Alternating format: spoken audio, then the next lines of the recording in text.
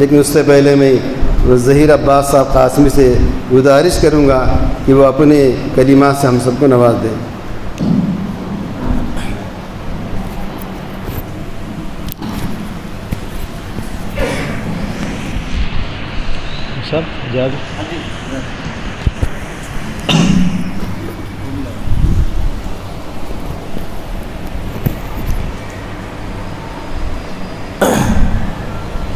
بسم اللہ الرحمن الرحیم نحمد و نصلی علی رسولہ الکریم اما بعد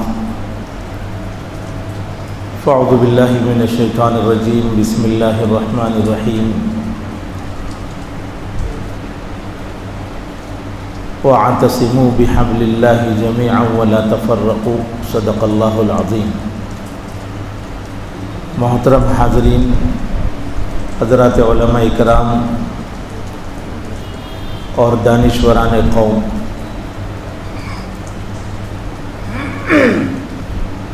جس محفل میں آپ تشریف فرما ہیں، اللہ پاک کا بے انتہا شکر اور احسان کہ ہر سال کچھ نہ کچھ ہمارے گوش و گزار کرنے کے لیے حضرت جمعہ کی نماز پڑھا کر سفر کرتے ہیں اور پربھنی تشریف لاتے ہیں۔ ایک احسان ان کا یہ بھی ہے کہ آپ تک پہنچ کر کچھ باتوں سے آپ کو روشناس کراتے ہیں، اور مولانا نے ابھی فرمایا کہ آپ کتابچے چھوٹے چھوٹے سے لکھ کر لوگوں کی خدمت میں پیش کرتے ہیں۔ حالانکہ لکھنا، اس کو چھپوانا ایک محنت تو وہ ہے کہ ذہن کے ساتھ کام کرنا پڑتا ہے، اور کتابچہ مکمل ہونے کے بعد اس کی طباعت کرنی پڑتی ہے، اور طباعت میں اخراجات بھی آتے ہیں۔ ایک مولوی آدمی، ایک مفتی آدمی سب کچھ کرنے کے باوجود راہ للہ میں یہ کام کرتا ہے تو سمجھ جاؤ کہ اللہ تبارک و تعالیٰ کی رحمت خاصہ آپ کے ساتھ ہے۔ ورنہ ہم اپنی طاقت کی بنیاد پر، پیسے کی بنیاد پر، تقویت کی بنیاد پر بھی اس کام کو نہیں کرتے۔ اللہ تعالیٰ ان کے اس کار خیر کو قبول فرمائے۔ ظہیر عباس کے خطاب کے بعد اب میں حضرت مولانا کلیم الرحمانی صاحب سے درخواست کروں گا کہ وہ آئے اور اپنے مستفید کلمات سے ہم سب کروا دے۔ تھوڑی آپ سے ادباً گزارش ہے کہ تھوڑا قریب آئے تو بہت اچھی بات۔ السلام علیکم ورحمۃ اللہ وبرکاتہ۔ الحمد للہ نحمدہ ونستعینہ ونستغفرہ ونؤمن بہ ونتوکل علیہ ونعوذ باللہ من شرور انفسنا ومن سیئات اعمالنا۔ قال اللہ تعالی فی القرآن المجید والفرقان الحمید، فاعوذ باللہ من الشیطان الرجیم، بسم اللہ الرحمن الرحیم۔ وَلَقَدْ أَرْسَلْنَا مُوسَىٰ بِآيَاتِنَا أَنْ أَخْرِجْ قَوْمَكَ مِنَ الظُّلُمَاتِ إِلَى النُّورِ وَذَكِّرْهُمْ بِأَيَّامِ اللَّهِ إِنَّ فِي ذَلِكَ لَآيَاتٍ لِكُلِّ صَبَّارٍ شَكُورٍ۔ وقال اللہ تعالی اذن لَهُ مُعَقِّبَاتٌ مِّن بَيْنِ يَدَيْهِ وَمِنْ خَلْفِهِ يَحْفَظُونَهُ مِنْ أَمْرِ اللَّهِ إِنَّ اللَّهَ لَا يُغَيِّرُ مَا بِقَوْمٍ حَتَّى يُغَيِّرُوا مَا بِأَنفُسِهِمْ وَإِذَا أَرَادَ اللَّهُ بِقَوْمٍ سُوءًا فَلَا مَرَدَّ لَهُ وَمَا لَهُم مِّن دُونِهِ مِن وَالٍ۔ وقال اللہ تعالی اذن اليوم اکملت لکم دینکم واتممت علیکم نعمتی ورضیت لکم الاسلام دینا۔ صدق اللہ العظیم۔ وقال النبی صلی اللہ علیہ وسلم کانت بنو اسرائیل تسوسهم الانبیاء کلما ہلک نبی خلفہ نبی آخر وانہ لا نبی بعدی ولکن یکونون خلفاء فیکثرون۔ وقال ایضا علیکم بسنتی وسنت خلفاء الراشدین المہدیین، او کما قال علیہ الصلاۃ والسلام۔ معزز و محترم صدر جلسہ اور اجتماع مفتی ظہیر عباس صاحب قاسمی، ناظم اجتماع رفیق محترم مفتی جہانگیر ندوی صاحب اور تمامی حاضرین اجتماع، امام صاحب، علماء اکرام، حفاظ اکرام، مفتیان اکرام، افراد کی شرکت کے لحاظ سے اگرچہ یہ چھوٹا اجتماع ہے لیکن اپنی اہمیت اور عظمت کے لحاظ سے ایک بڑا اجتماع ہے۔ ایک تو اللہ کے گھر مسجد میں منعقد ہوا ہے اور اللہ کے دین کی بنیاد پر منعقد ہوا ہے۔ جس عنوان اور موضوع کے تحت کچھ باتیں پیش کرنی ہیں، ریاست حیدرآباد کا زوال اور امت مسلمہ کا احتساب، یہ کوئی سیاسی عنوان اور موضوع نہیں ہے، یہ دینی عنوان اور موضوع ہے، یہ ہدایت کا عنوان اور موضوع ہے۔ قرآن مجید میں اللہ تعالیٰ نے گزشتہ قوموں کا جو تذکرہ کیا ہے اس میں نافرمان قومیں بھی ہیں اور فرما بردار قومیں بھی ہیں۔ ظاہر بات ہے وہ صرف قصے اور کہانی کے طور پر نہیں ہیں، وہ ہدایت کے لیے۔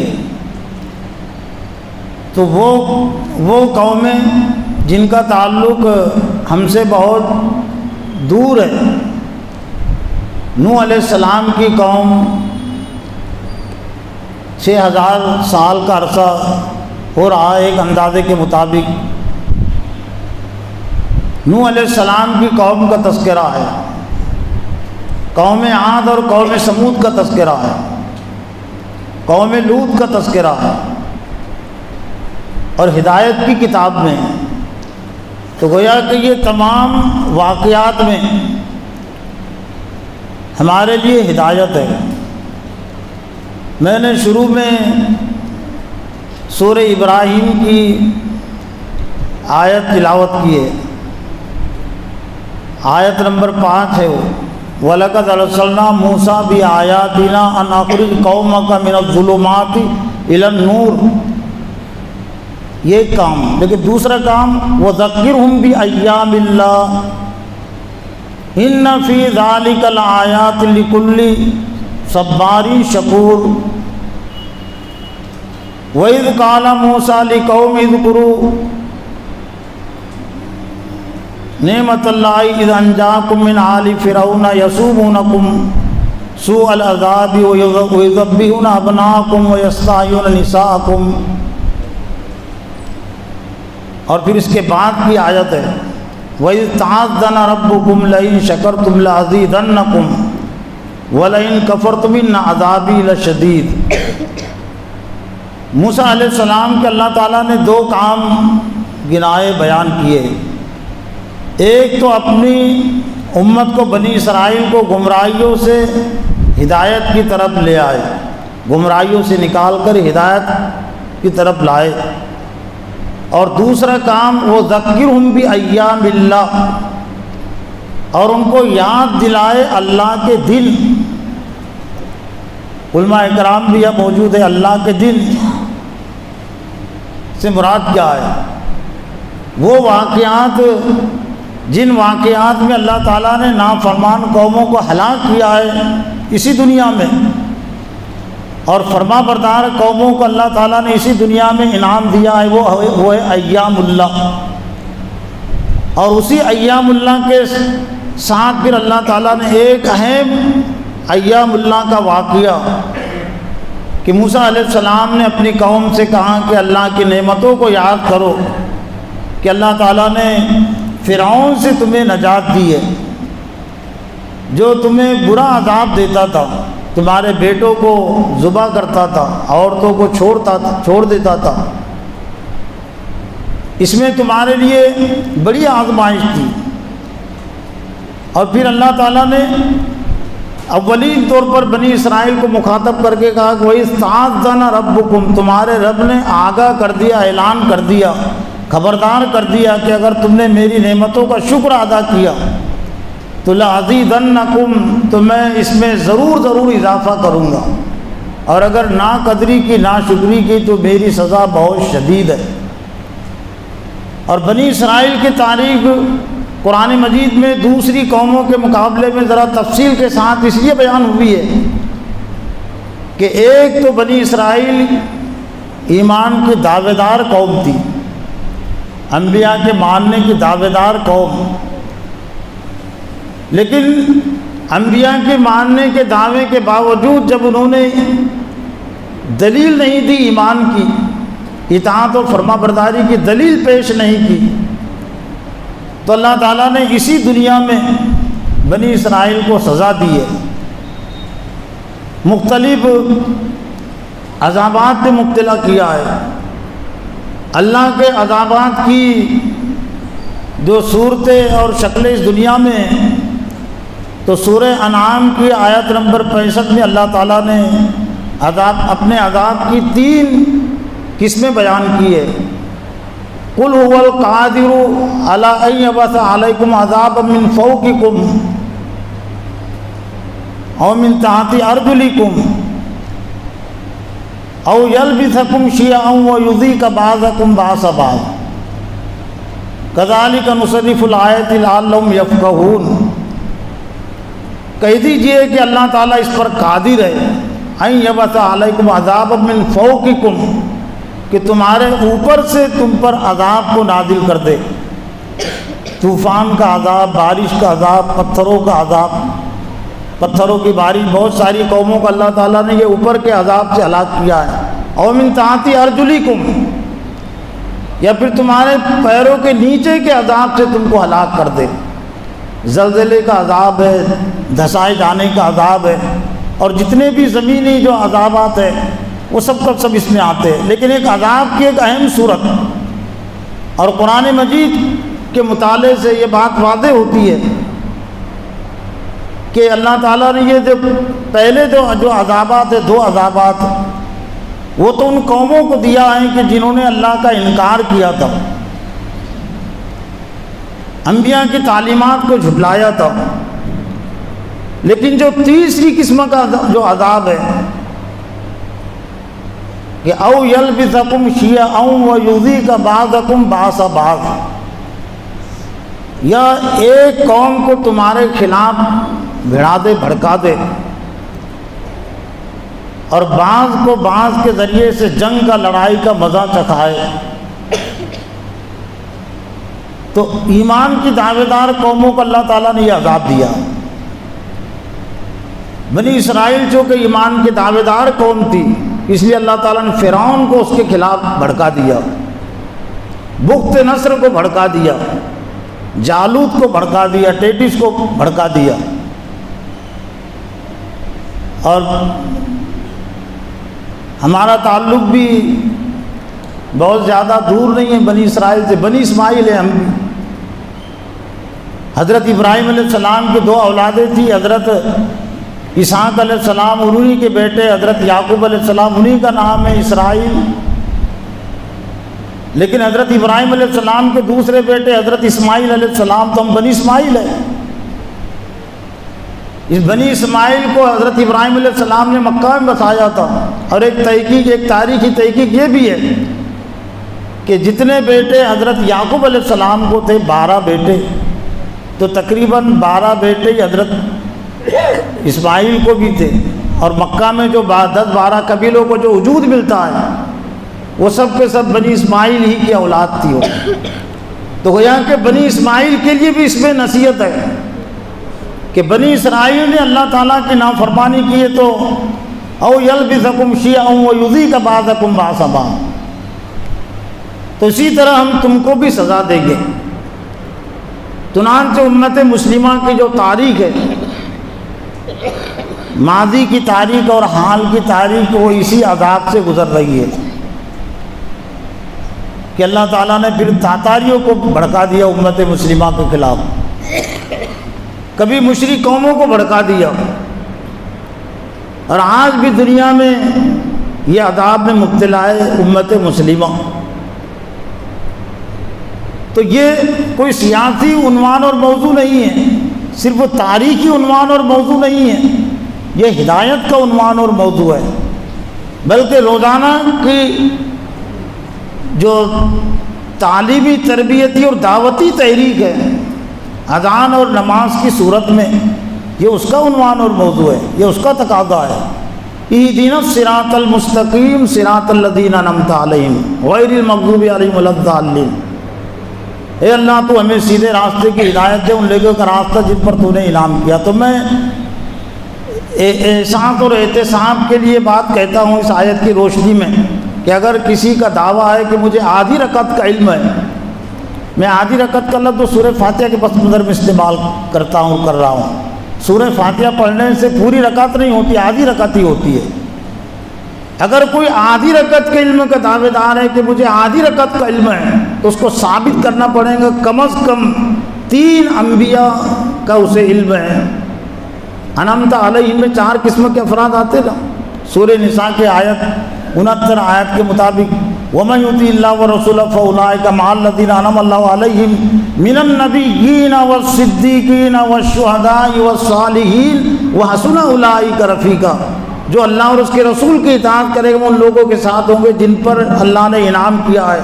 اور تمام مفسرین نے متفق علیہ طور پر یہ بات لکھی ہے کہ سورہ فاتحہ میں جو ہم دعا کرتے ہیں تو اللہ تعالیٰ نے اس کا یہ جواب دیا ہے۔ انعمت علیہم کون ہے؟ 4 قسمیں ہیں انعمت علیہم کی۔ پہلے نمبر پر انبیاء جمع کی صورت میں، دوسرے نمبر پر صدیقین، تیسرے نمبر پر شہداء، چوتھے نمبر پر صالحین۔ تب جمع کا اطلاق 3 پر ہوتا نا۔ تو اگر کوئی یہ کہہ رہا ہے کہ مجھے آدھی رکعت کا علم ہے تو اس کو ثابت کرنا پڑے گا کہ 3 نبیوں کی زندگیوں کو اسے علم ہے، 3 صدیقین کی زندگیوں کو اسے علم ہے، 3 شہداء کی زندگیوں کو اسے علم ہے، 3 صالحین کی زندگیوں کو اسے علم ہے۔ اتباع اور پیروی تو آگے کی چیز ہے۔ غیر المغضوب علیہم ولا الضالین، یہ ہدایت سے جڑا ہوا عنوان اور موضوع ہے۔ اور روزانہ کی ہدایت ان لوگوں کا راستہ نہیں جن پر تیرا غضب نازل اور جو راستے سے بھٹکے ہوئے۔ اس میں بھی 4 قسم کے افراد آتے ہیں، یہود نصارہ، وہ بھی متفق علیہ تفسیر ہے، یہود نصارہ مشرکین منافقین۔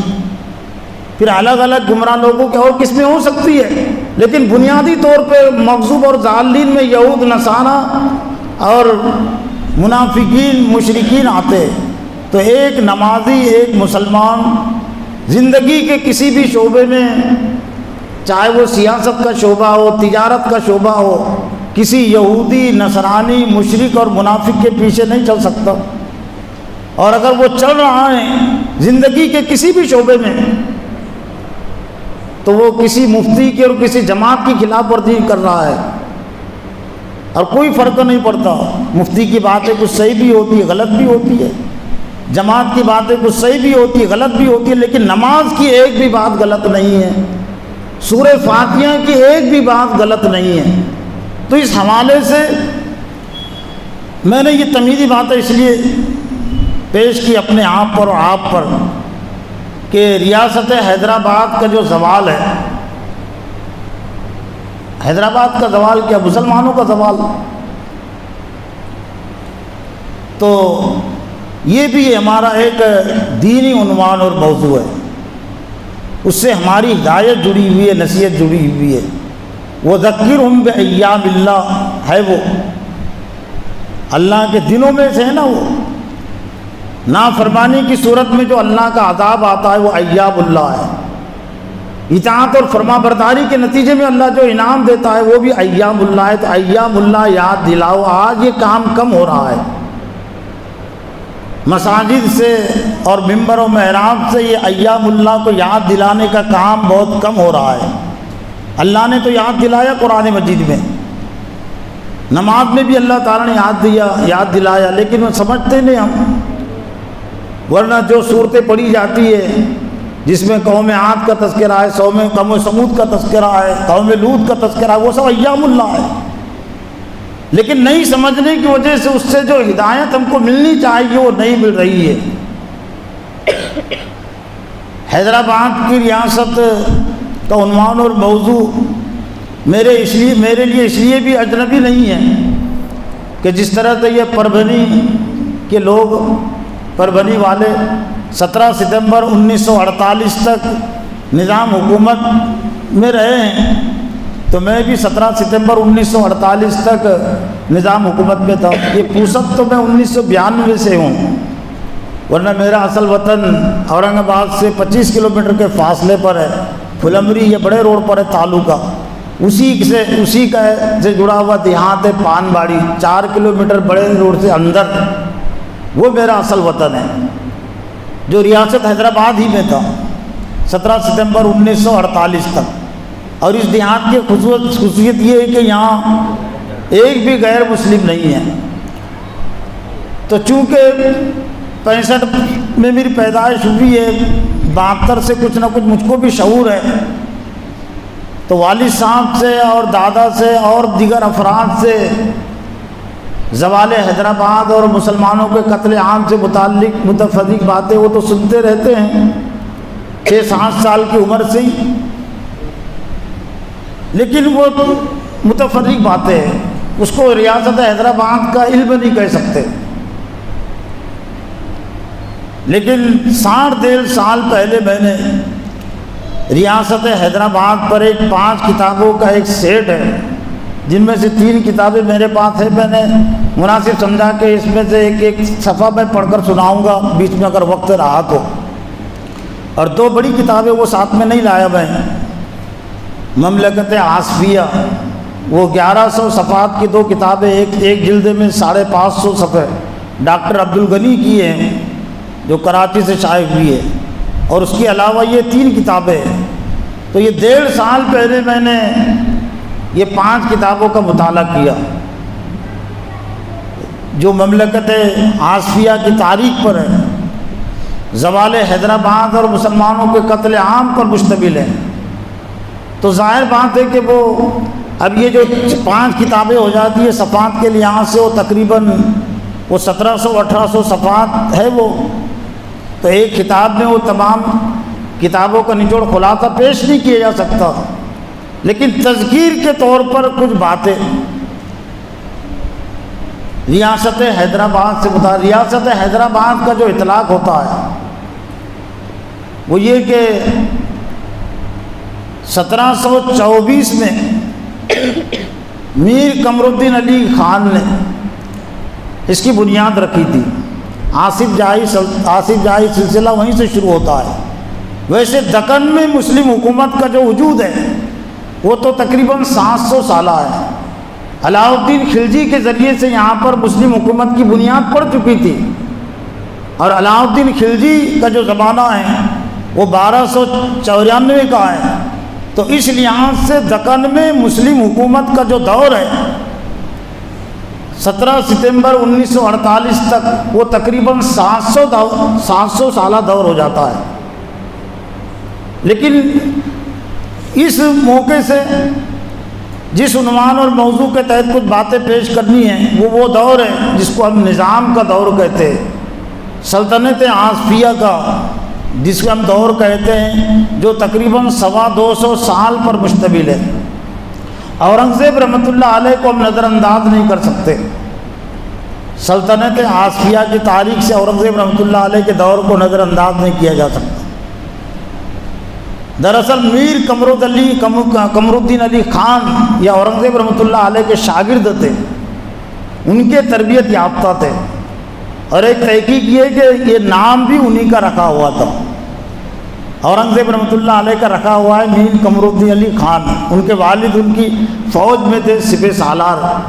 ان کے جو دادا تھے قاضی محبوب علی عابد علی خان، وہ شاہ جہاں کی حکومت میں تھے، تو اصل ترک کے رہنے والے تھے، لیکن شاہ جہاں کی حکومت میں وہ ایک قاضی کے عہدے پر تھے، اور انہی کے پوتے ہیں میر قمر الدین علی خان، جو اورنگزیب رحمۃ اللہ علیہ کی حکومت میں رہے اور بہت وفادار تھے۔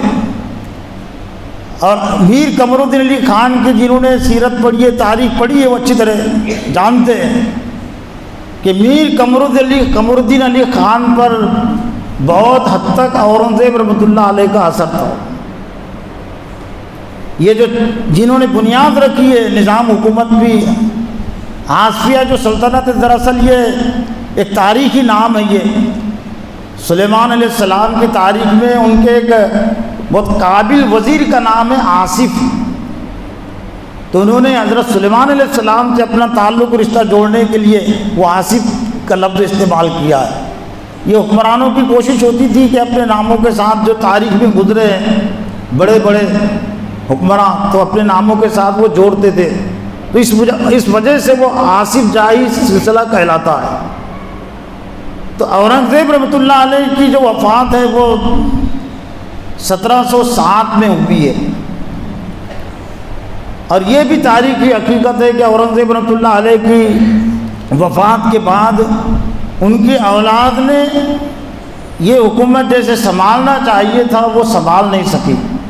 اب اس کے کیا اسباب تھے وہ ایک الگ عنوان اور موضوع ہے، لیکن یہ بات تو طے ہے کہ اورنگزیب رحمۃ اللہ علیہ کی جو اولاد تھی، اعظم ہو، معظم ہو یا اور بھی بیٹے ہو، وہ ویسے حکومت کو سنبھال نہیں سکے، اس کو باقی نہیں رکھ سکے جیسے اورنگزیب رحمۃ اللہ علیہ نے اس کو باقی رکھا تھا۔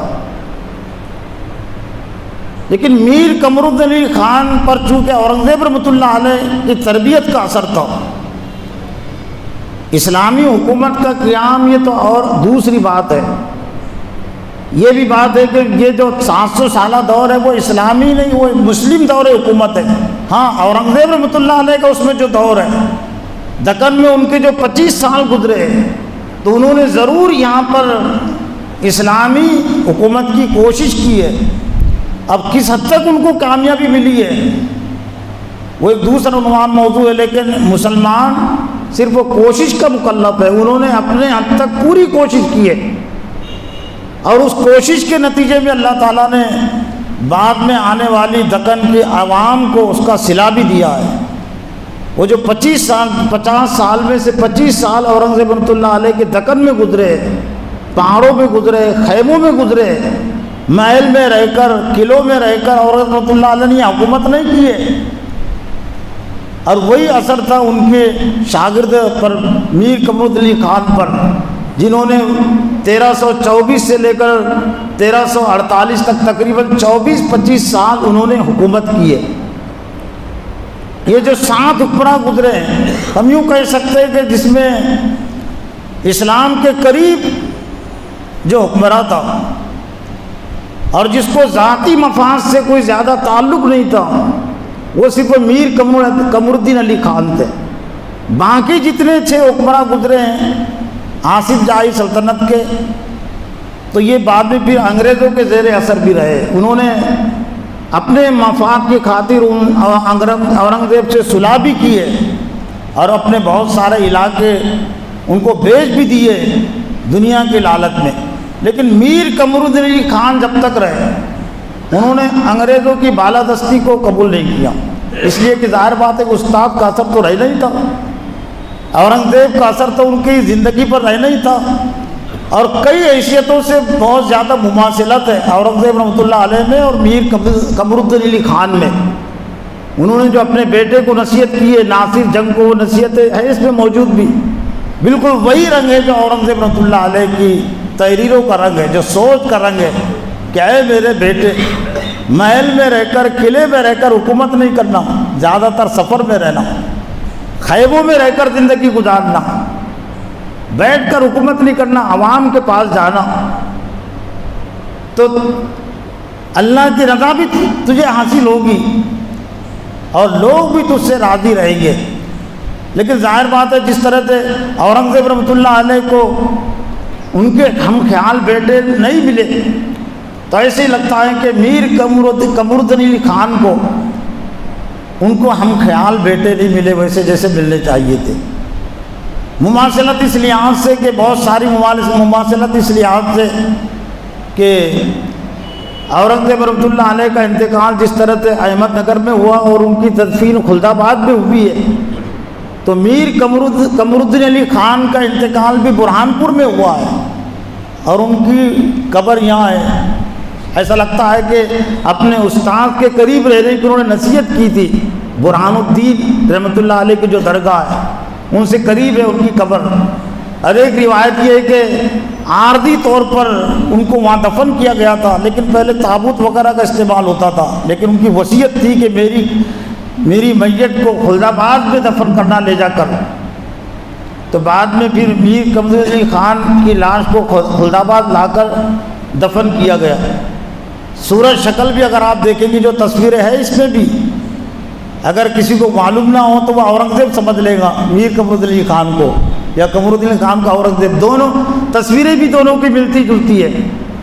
تو دراصل یہاں سے تو جب میر قمرالدین علی خان نے دیکھا کہ اب یہ اورنگزیب کے بیٹے اب سدھرنے والے نہیں ہیں، بہت انہوں نے کوشش کی ہے دہلی میں رہ کر، لیکن آپس میں لڑنے میں لگے ہوئے، تو وہ پھر دہلی سے آ گئے واپس۔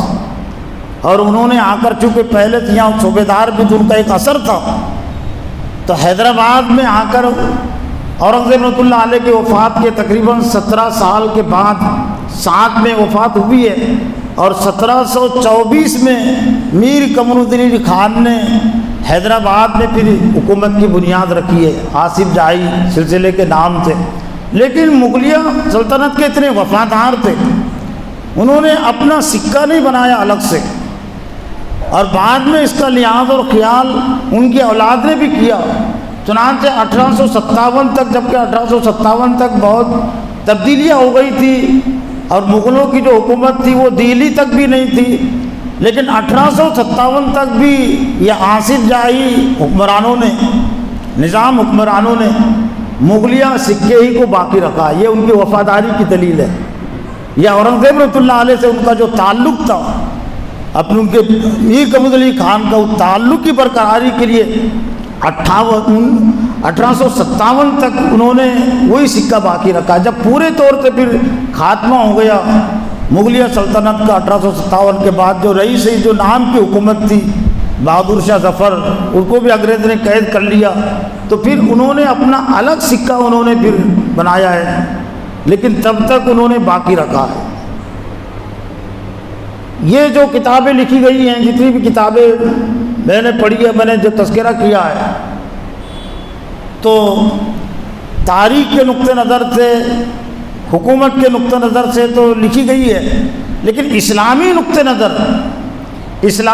نظر آپ نہیں پائیں گے کتابوں پہ۔ لیکن میں آپ کے سامنے، میں اپنے آپ پر جو اس کتاب کو پیش کر رہا ہوں، یا آپ کے سامنے اس تاریخ کو میں پیش کر رہا ہوں ایک مسلمان کی حیثیت سے، اسلامی نقطہ نظر سے، اس لیے کہ مسلمان اور مسلم حکومت کوئی چیز نہیں ہے ایک مسلمان کے لیے۔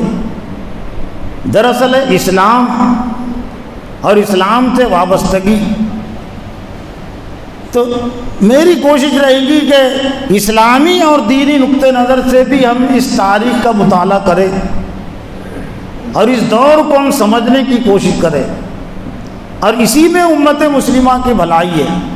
مسلم حکومت کے ساتھ اللہ تعالیٰ کی مدد نصرت نہیں ہے، اسلامی حکومت کے ساتھ اللہ تعالیٰ کی مدد و نصرت، ورنہ مسلم حکومت اگر ہے اور اسلام اس کی زندگی میں نہیں ہے تو یہ حکومت تو پھر ڈھیل اور مہلت کے بعد اللہ تعالیٰ اس کو عذاب دیتا ہے۔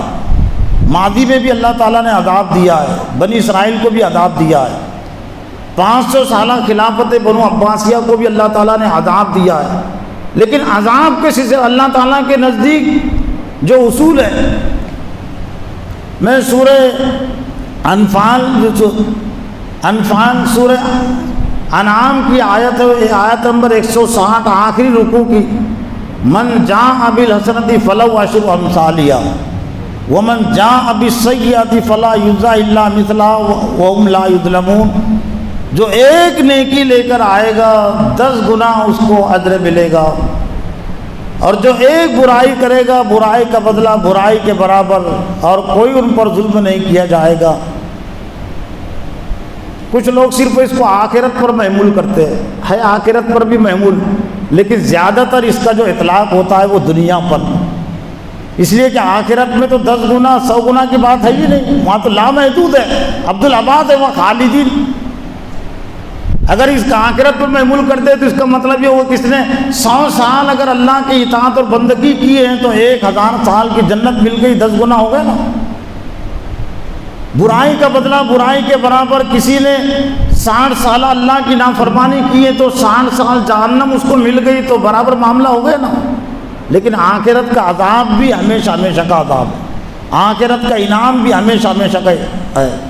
لیکن اس آیت کو دنیا پر انطباق کر کے بھی دیکھنے کی سمجھنے کی ضرورت ہے، اور اگر ہم اس آیت کو دنیا پر منطبق، دنیا کی تاریخ پر منطبق کر کے دیکھیں گے تو بالکل حرف بحرف یہ آیت صحیح ثابت ہوگی کہ جو 10 گنا جو ایک نیکی کرے گا 10 گنا اللہ تعالیٰ اجر عطا کرے گا۔ 1 سال اگر امت مسلمہ اسلامی سیاست کی کوشش کرے اللہ 10 سال ان کو اقتدار عطا کرے گا۔ کوئی اگر 10 سال اسلامی سیاست کی کوشش کرے گا، قائم ہونا نہیں ہونا الگ چیز ہے، کوشش پر ہی، تو اللہ تعالیٰ 100 سال کی حکومت دیں گا۔ میں نے اس کو سمجھنے کی کوشش، انتباہ کرنے کی کوشش کی ہے۔ خلافت بنو عباسیہ کے زوال پر، تاتاریوں کے حملے پر، اور حضرت صلی اللہ علیہ وسلم اور خلافت راشدہ کے ذریعے سے جو کوشش ہوئی ہے، حضرت صلی اللہ علیہ وسلم کی نبوی زندگی 23 سالہ، خلافت راشدہ کا دور جس میں مکمل طور سے اسلامی اور خلافت علی منہاج النبوہ کی کوشش ہوئی ہے، وہ 30 سالہ دور ہے، دونوں ہو گئے 53 سال۔ عمر بن عبدالعزیز رحمۃ اللہ علیہ اور محمد بن قاسم رحمۃ اللہ علیہ، یہ دونوں دور کو اگر ملا لے تو تقریباً 60 سال کا یہ دور ہو جاتا ہے۔ گویا کہ 60 سال کا یہ دور ایسا ہے کہ جس میں اسلامی طرز کی حکومت کی کوشش رہی ہے، تو اللہ تعالیٰ نے 6 صدیوں تک امت مسلمہ کو غالب کیا ہے۔ وہ پھر تاریخ پڑھ لیجئے، چنگیز خان کے جو حملے کا جو آغاز ہے وہ 7ویں صدی ہجری کے آغاز سے اس کے حملے کا آغاز ہے۔ 6 صدیاں گزر چکی تھی، حالانکہ نافرمانیاں تھی، بہت ساری حکم عدولیہ تھی، لیکن چونکہ 60 سالہ کوشش ہو چکی تھی نبی صلی اللہ علیہ وسلم کے ذریعے سے، خلفائے راشدین کے ذریعے سے، حضرت عمر بن عبدالعزیز رحمۃ اللہ علیہ کے عمر ثانی جن کو کہتے ہیں، محمد بن قاسم کے ذریعے سے، تو 60 سال کا 10 گنا ہوتا ہے 600 سال۔ جہاں سے 7ویں صدی کا آغاز ہوا ہے تو چنگیز خان کے حملوں کا آغاز ہوا ہے، اور ہلاکو خان اس کا پوتا ہے۔ اس کے 50 سال کے بعد جو پھر خلافت بنو عباسیہ کی اینٹ سے اینٹ بچ گئی 655 ہجری میں۔ یہ 600 سال تک اللہ تعالیٰ نے دیا تھا نا موقع، اس کا ثمرہ دیا تھا، لیکن پھر اسی اصول کو وہاں بھی اٹھا کر دیکھ لیجئے کہ تاتاریوں نے بغداد کی اینٹ سے اینٹ بجا دی، لیکن مصر میں، فلسطین میں، شام میں داخل نہیں ہو سکے۔ ان کو جرأت کیوں نہیں ہوئی؟ اس لیے جرأت نہیں ہوئی کہ اس کے 100 سال پہلے، 50 سال پہلے نور الدین زنگی رحمۃ اللہ علیہ کے ذریعے سے، صلاح الدین ایوبی رحمۃ اللہ علیہ کے ذریعے سے مصر میں اور شام میں اسلامی حکومت کی کوشش ہوئی ہے۔ اللہ تعالیٰ کے لیے لازم تھا مصر والوں کو بھی اور شام والوں کو بھی تاتاریوں کے حملے سے بچانا۔ اللہ تعالیٰ نے کو موقع نہیں دیا، انہوں نے شکست فاش کھائی ہے۔ اور پھر یہی تاریخ کو اگر ہم بر صغیر پر اگر ہم منطبق کر کے دیکھیں، اورنگزیب رحمۃ اللہ علیہ کا جو 50 سالہ دور ہے، تو یہ دکن کو جو اللہ تعالیٰ نے دیا تھا موقع، اور 17 ستمبر 1948 تک یہاں جو مسلم دور حکومت رہا ہے، اس میں ایک تو اورنگزیب رحمۃ اللہ علیہ کے یہاں جو 25 سال گزرے، اور پھر اسی کے معاون سے قریب ترین میر قمر الدین علی خان کے 24 سال، حالانکہ ویسے طرز کی کوشش تو ظاہر باتیں نہیں ہو سکی جو اورنگزیب رحمۃ اللہ علیہ نے کی ہے، لیکن ان سے قریب ترین کوشش تھی میر قمر الدین علی خان کی بھی۔ تو 25 سال کے 10 گنا ہوتا ہے 250 سال اللہ تعالیٰ کے لیے لازم تھا. حالانکہ آپ اس کی کیا توجہ کریں گے؟ مراٹھوں کی بہادری، مراٹھوں کی جرأت مشہور و معروف ہے. مراٹھوں کے گڑھ میں رہ کر آزادی کے 13 مہینے کے بعد تک بھی مسلم اقتدار کو یہاں باقی رکھنا آسان ہے کیا؟ دہلی تک تو دہلی کو بھی نہ بخشانا مراٹھوں نے، دہلی پر بھی ان کے حملے ہوئے ہیں. اور پانی پت کا میدان یہاں سے 1000 کلومیٹر پر ہے، وہاں جا کر ان کو شکست ہوئی نا. احمد شاہ ابدالی رحمۃ اللہ علیہ کے ذریعے سے شاہ ولی اللہ مودودی رحمۃ اللہ علیہ کے بلائے پر آئے تھے. احمد شاہ ابدالی افغانستان تھے، اس لیے کہ ان کا ظلم و ستم بڑھ گیا تھا. تو ظاہر بات ہے کہ مراٹھے جب دہلی کو نہیں بخش رہے تھے تو مراٹھوں کے گڑھ میں رہتے ہوئے یہاں پر مسلم حکومت کا 15 اگست 1947 کے 13 مہینے کے بعد تک بھی، جبکہ پورے ملک سے مسلم دور حکومت ختم ہو گیا، کانگریس کی حکومت قائم ہو گئی، پھر یہاں کیسے مسلم دور حکومت ہو گیا؟ وہ تھے 25 سالہ. من جاء بالحسنۃ فلہ عشر امثالہا، جو ایک نیکی کر کے لائیں گا ہم 10 گنا اس کو دیں گے. تو 10 گنا 1707 میں ان کی وفات ہوئی ہے. تو 250 سال کہاں ہوتے 1957 میں. تو مجھ کو 2-3 گھنٹے لگ گئے یہ فرقوں کو سمجھنے میں کہ 2-4 سال پہلے ختم کیوں ہو گیا، لیکن بعد میں الجھن دور ہو گئی. میں گن رہا تھا سرکاری سال کے حساب سے، لیکن اللہ کے نزدیک جو ہے وہ چاند کا سال، جو 10 دن کم ہوتا ہے سال میں، اور 100 سال میں تقریباً 3 سال کا فرق ہو جاتا ہے. 200 سال میں 6 سال کا فرق ہو جاتا ہے. 250 سال میں تقریباً 7-8 سال کا فرق ہو جاتا ہے نا. تو گویا کہ آپ نکال لیجئے اس میں 250 سال ہوتے ہیں 1957 میں، لیکن وہ انگریزی سال کے لحاظ سے، لیکن اللہ کے نزدیک جو سلسلہ چلتا ہے وہ چاند کا چلتا ہے. تو بالکل وہی 48 پر وہ 25 سے وہ 10 گنا اس کا جو اللہ تعالیٰ کے نزدیک وعدہ ہے، وہاں تک مسلم حکومت رہی ہے. اس میں اورنگزیب رحمۃ اللہ علیہ کے اقتدار کا دخل تھا، جو اسلام کے لیے انہوں نے یہاں پر کوشش کی ہے. تو اب یہ جو 1724 سے جو میر قمر علی خان کی حکومت ہوئی یہاں قائم ہوئی ہے، 48 میں 1748 میں ان کا انتقال ہو گیا. پھر ان کی جو اولاد 6 اولادیں تھیں، ان لڑکے اور 6 لڑکیاں، تو وہ 7-8 سال ان کے کشمکش میں بھی گزرے. لیکن ان کے جو پھر چوتھے نمبر کے جو لڑکے تھے میر ناظم علی خان، انہوں نے اقتدار سنبھالا. اور سب سے زیادہ جنہوں نے حکومت کی ہے 7 حکمرانوں میں، ان میں سے ان کے جو لڑکے میر قمر علی خان کے جو لڑکے میر نظام علی خان، 22 سال انہوں نے حکومت کی ہے. لیکن ظاہر بات ہے کہ وہ طرز اور وہ سوچ ان کی نہیں تھی. یہ نظام علی خان کے دور میں پھر انگریزوں کو یہاں پر موقع ملا، اور پیسوں کی لالچ میں پھر انگریزوں سے فائدے حاصل کرنے کے لیے انہوں نے کچھ علاقے انگریزوں کے دے بھی دیے. اور پھر جو فوج ان کو رکھنا چاہیے تھا، مضبوط کرنا چاہیے تھا، وہ نظام علی خان نے اس کو مضبوط نہیں کیا. پھر ان کے بعد جو ان کی وفات کے بعد، اور یہ جتنی بھی حکومتیں آپ دیکھیں گے پھر اس کے بعد، یہاں تک تو کچھ نہ کچھ اسلام کا بھی اثر تھا، کچھ نہ کچھ ملت کا، اسلام کا اثر تھا، ملت کا بھی اثر تھا، وفاداری تھی اسلام کے ساتھ، ملت کے ساتھ. لیکن یہ جو 6 حکمرانوں کا جو دور ہے، ہم یوں کہہ سکتے یہ مفادات کا دور، اپنے ذاتی مفاد کے خاطر انہوں نے اقتدار کو باقی رکھنے کے لیے وہ سب کچھ کیا جو ایک شخص، دنیا کا لالچی شخص، خدا بیزار، آخرت سے بیزار وہ کر سکتا ہے.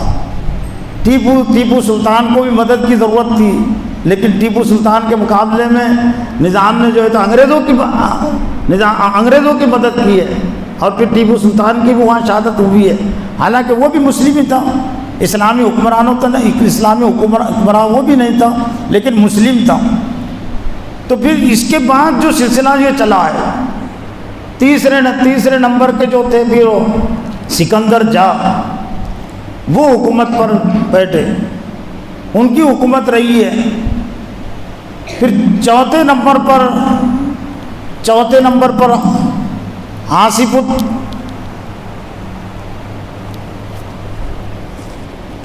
چوتھے نمبر کے جو حکمراں تھے میر اکبر علی خان سکندر جائے، میر فرخندہ علی خان ناصر الدولہ کا لقب ان کا تھا۔ یہ چوتھے آصف جائی رابع ہیں۔ پھر اس کے بعد افضل الدولہ خامس، میر محبوب علی خان یہ چھٹے حکمراں، یہ ان کے والد میر عثمان علی خان کے۔ اور آخری جو حکومت تھا 1911 میں جو حکومت پر فائز ہوئے، اور پھر یہاں سے دراصل ایک کشمکش کا دور ہے، مراٹھوں کو یہاں سے زیادہ ابھرنے کا موقع ملا ہے، بغاوتیں بھی ہوئی ہے، اور پھر بغاوتوں کو ختم کرنے کے لیے پھر جس طرح سے جو کوشش ہونی چاہیے تھی اسلام کے طرز پر، وہ کوشش میر عثمان علی خان سے نہیں ہوئی ہے۔ ان کا بھی جو دور ہے وہ 38 سالہ دور ہے، 1911 میں یہ حکومت پر بیٹھے اور 1948 تک ان کی حکومت رہی ہے۔ اب یہ جو بیچ کا جو دور ہے، یہاں آزادی کی جو تحریک چل رہی تھی، آزادی کی تحریک تو دکن کے باہر تھی، لیکن 1928 سے یہاں پر اس کے کچھ نہ کچھ اثرات یہاں پڑ رہے تھے۔ ظاہر بات ہے کتنے قریب رہتے ہوئے اس کو کیسے بخشیں گے؟ 4 طبقے نظام حکومت کے خلاف تھے۔ یہاں کی جو عوام تھی 90% عوام یہ کہہ سکتے ہیں نظام حکومت کی حق میں تھی، 90% ہندو بھی، صرف مسلمان نہیں، 90% ہندو بھی نظام حکومت کی حق میں تھے، اس لیے کہ جس طرح سے یہ نظام حکومت بلکہ بہت سارے معاملات میں ترجیح ہندو کو دی جاتی تھی، اس لیے زیادہ آبادی ان کی تھی، ان کے ساتھ حسن و سلوک کے سلسلے میں بعض معاملات میں ان کو ترجیح بھی دی جاتی تھی، اس لیے کہ مسلمان یہاں کمی تھے، تو ہندو احسان مند بھی تھے۔ لیکن یہاں جو شمالی ہندوستان میں جو تحریک چل رہی تھی کانگریس کی قیادت میں انگریزوں کو یہاں سے نکالنے کے لیے، تو 1928 سے ہی اس کے اثرات یہاں پر پڑ رہے تھے۔ 3 طبقے، ایک طرح سے 3 گروہ، ایک تو ہندو مہاسبھا کی فکر اور سوچ رکھنے والے، اور دوسرے کمیونسٹ کی فکر رکھنے والے، اور تیسرے کانگریس کی جو حکومت تھی، کانگریس جو پارٹی تھی وہ، یہ اس کے خلاف یہاں پر نظام حکومت کو بدنام کرنے کے لیے، تو اس کے رد عمل میں پھر یہ مجلس اتحاد المسلمین کا قیام عمل میں آیا ہے۔ وہ دفاع میں آیا تھا، ہندوؤں پر حملہ کرنے کے لیے نہیں۔ یہاں پر جو حملے ہو رہے تھے مسلمانوں پر اور ریاست کو بدنام کرنے کے لیے جو تدبیریں یہ کر رہے تھے ہندو مہاسبھا کے لوگ، کمیونسٹ لوگ اور کانگریس کے لوگ، تو اس سے بچانے کے لیے پھر بہادر یار جنگ نے، جو بڑے اسلام پسند تھے، انہوں نے پھر یہ مجلس اتحاد المسلمین کی بنیاد ڈالی ہے۔ اب ظاہر بات ہے کہ جب بھی مسلمانوں کے حق میں کوئی تنظیم بنتی ہے تو باطل پرست اس کو بدنام کرنے کی فکر میں کوشش میں لگ جاتے ہیں۔ ہندوؤں پر حملہ کرنے کے لیے نہیں بنی تھی، وہ ریاست کی حفاظت کے لیے بنی تھی مجلس اتحاد المسلمین، اور اسی کا ایک طرح سے ونگ تھا، یہ سیاسی ونگ ہے رضاکار کے طور پر۔ لیکن وہ رضاکار جو بدنام ہوئے ہیں تو میں نے مناسب سمجھا کہ ایک صفحہ سن لیجئے، تو رضاکار جو بدنام ہوئے ان کو جو بدنام کیا گیا ہے وہ تاریخ بھی سامنے آ جاتی ہے۔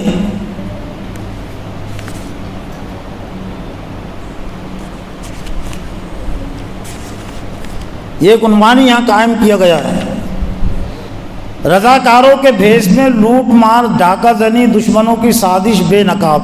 یہ محمد مظہر الدین ہیں اس کتاب کے مؤلف۔ یہ جتنی کتابیں لکھی گئی ہے یہ چشمدید ہے، یہ یعنی سن کر انہوں نے نہیں لکھا ہے، یعنی جنہوں نے جتنی بھی کتابیں لکھی ہے وہ اس وقت موجود تھے، اور ذمہ دار قسم کے، یہ فرد بھی ذمہ دار قسم کے تھے۔ یہ محمد مظہر الدین یہ ان کے قاسم رضوی کے ساتھیوں میں سے ہوتے ہیں۔ بعد میں ان کو صدارت سونپی گئی تھی، لیکن انہوں نے پھر قبول نہیں کی۔ مولوی عبد الواحد جو تھے اسد الدین اویسی کے دادا، سلطان صلاح الدین اویسی کے جو والد تھے عبد الواحد، اوسے کے رہنے والے، اوسے سے اویسی، یہ اویسی کی جو اصطلاح ہے وہ اوسے سے جڑی ہوئی ہے۔ لاتور ضلع میں ایک تعلقہ ہے اوسا، چونکہ یہاں کے رہنے والے تھے، وہاں جا کر بسے تھے، اس مناسبت سے اویسی کہلاتے ہو۔ کامیاب وکیل تھے اور مولوی کی ڈگری انہوں نے کی تھی ان کے دادا نے۔ تو یہ محمد مظہر الدین کو جب بنایا گیا، جب یہاں سے قاسم رضوی پاکستان چلے گئے تو ان کو جو صدر بنایا گیا تو انہوں نے ان کے حق میں دستبردار ہو گئے، انہوں نے ان کو بنا دیا عبد الواحد صاحب کو۔ تو جو حملے ہوئے یہ رضاکاروں کے بھیس میں لوٹ مار اور ڈاکہ زنی کو عنوان یہاں قائم کیا گیا ہے۔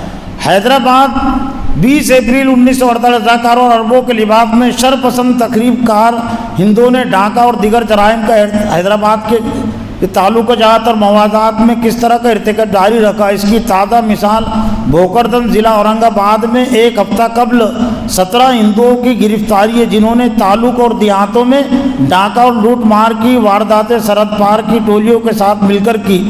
گرفتار شدگان جو رضاکاروں اور عربوں کے لباس میں ملبوس تھے، انہوں نے اعتراف کیا کہ وہ ہندو ہیں، اور جب کبھی وہ اپنے ساتھیوں کے ساتھ ارتکاب جرم کے لیے نکلتے ہیں تو رضاکاروں اور عربوں کے لباس میں ملبوس ہوتے ہیں۔ اور یہ کوئی نئی چیز نہیں، آج بھی ہے ان کی یہ چیز۔ ناتھو رام گوڈسے کو گاندھی کو قتل کرنے کے لیے راشد نام گدوانا پڑا تھا، ٹوپی پہننی پڑی تھی، لنگی پہننی پڑی تھی، داڑھی رکھنا پڑا تھا۔ کیا مقصد تھا؟ کہ قتل کرنا ہے، لیکن اس کا الزام مسلمانوں پر ڈالنا ہے، کوئی نئی چیز نہیں تھی وہ۔ تو انہوں نے بتایا کہ اس طرح ان کا مقصد لوٹ مار ڈاکہ زنی کے علاوہ مسلمانوں کو بدنام کرنا اور پولیس کو دھوکہ دینا ہوتا ہے۔ پولیس نے گرفتار شدگان کے قبضے سے ہزاروں روپے کا مال مسروقہ برآمد کیا۔ اس کے علاوہ عرب جو سارپا اور لنگیاں باندھتے ہیں اور رضاکار جو ڈریس پہنتے ہیں، اس کے بھی کئی جوڑے ان لوگوں کے پاس سے برآمد ہوئے ہیں۔ ان گرفتار شدگان نے پولیس کو بتایا کہ ڈاکے میں حاصل کیا ہوا مال جب بھی موقع ملے سرحد کے باہر قائم اسٹیٹ کانگریس کے دفتر میں وہ لا کر وہ جمع کر دیتے ہیں۔ یقیناً رضاکاروں سے بھی کچھ خامیاں غلطیاں ہوئی ہوں گی، اس لیے کہ ظاہر بات ہے وہ اسلامی بنیاد پر ان کی تربیت نہیں ہوئی تھی۔ اور پھر رضاکاروں کی تاریخ یہ بھی ہے کہ اس میں 25% ہندو تھے، 75% مسلمان تھے، لیکن رضاکار میں 25% ہندوؤں کی تعداد تھی۔ تو کچھ تو اس میں داخل اس لیے ہوئے تھے، اس لیے کانگریس نے ان کو یہاں کام سونپا تھا۔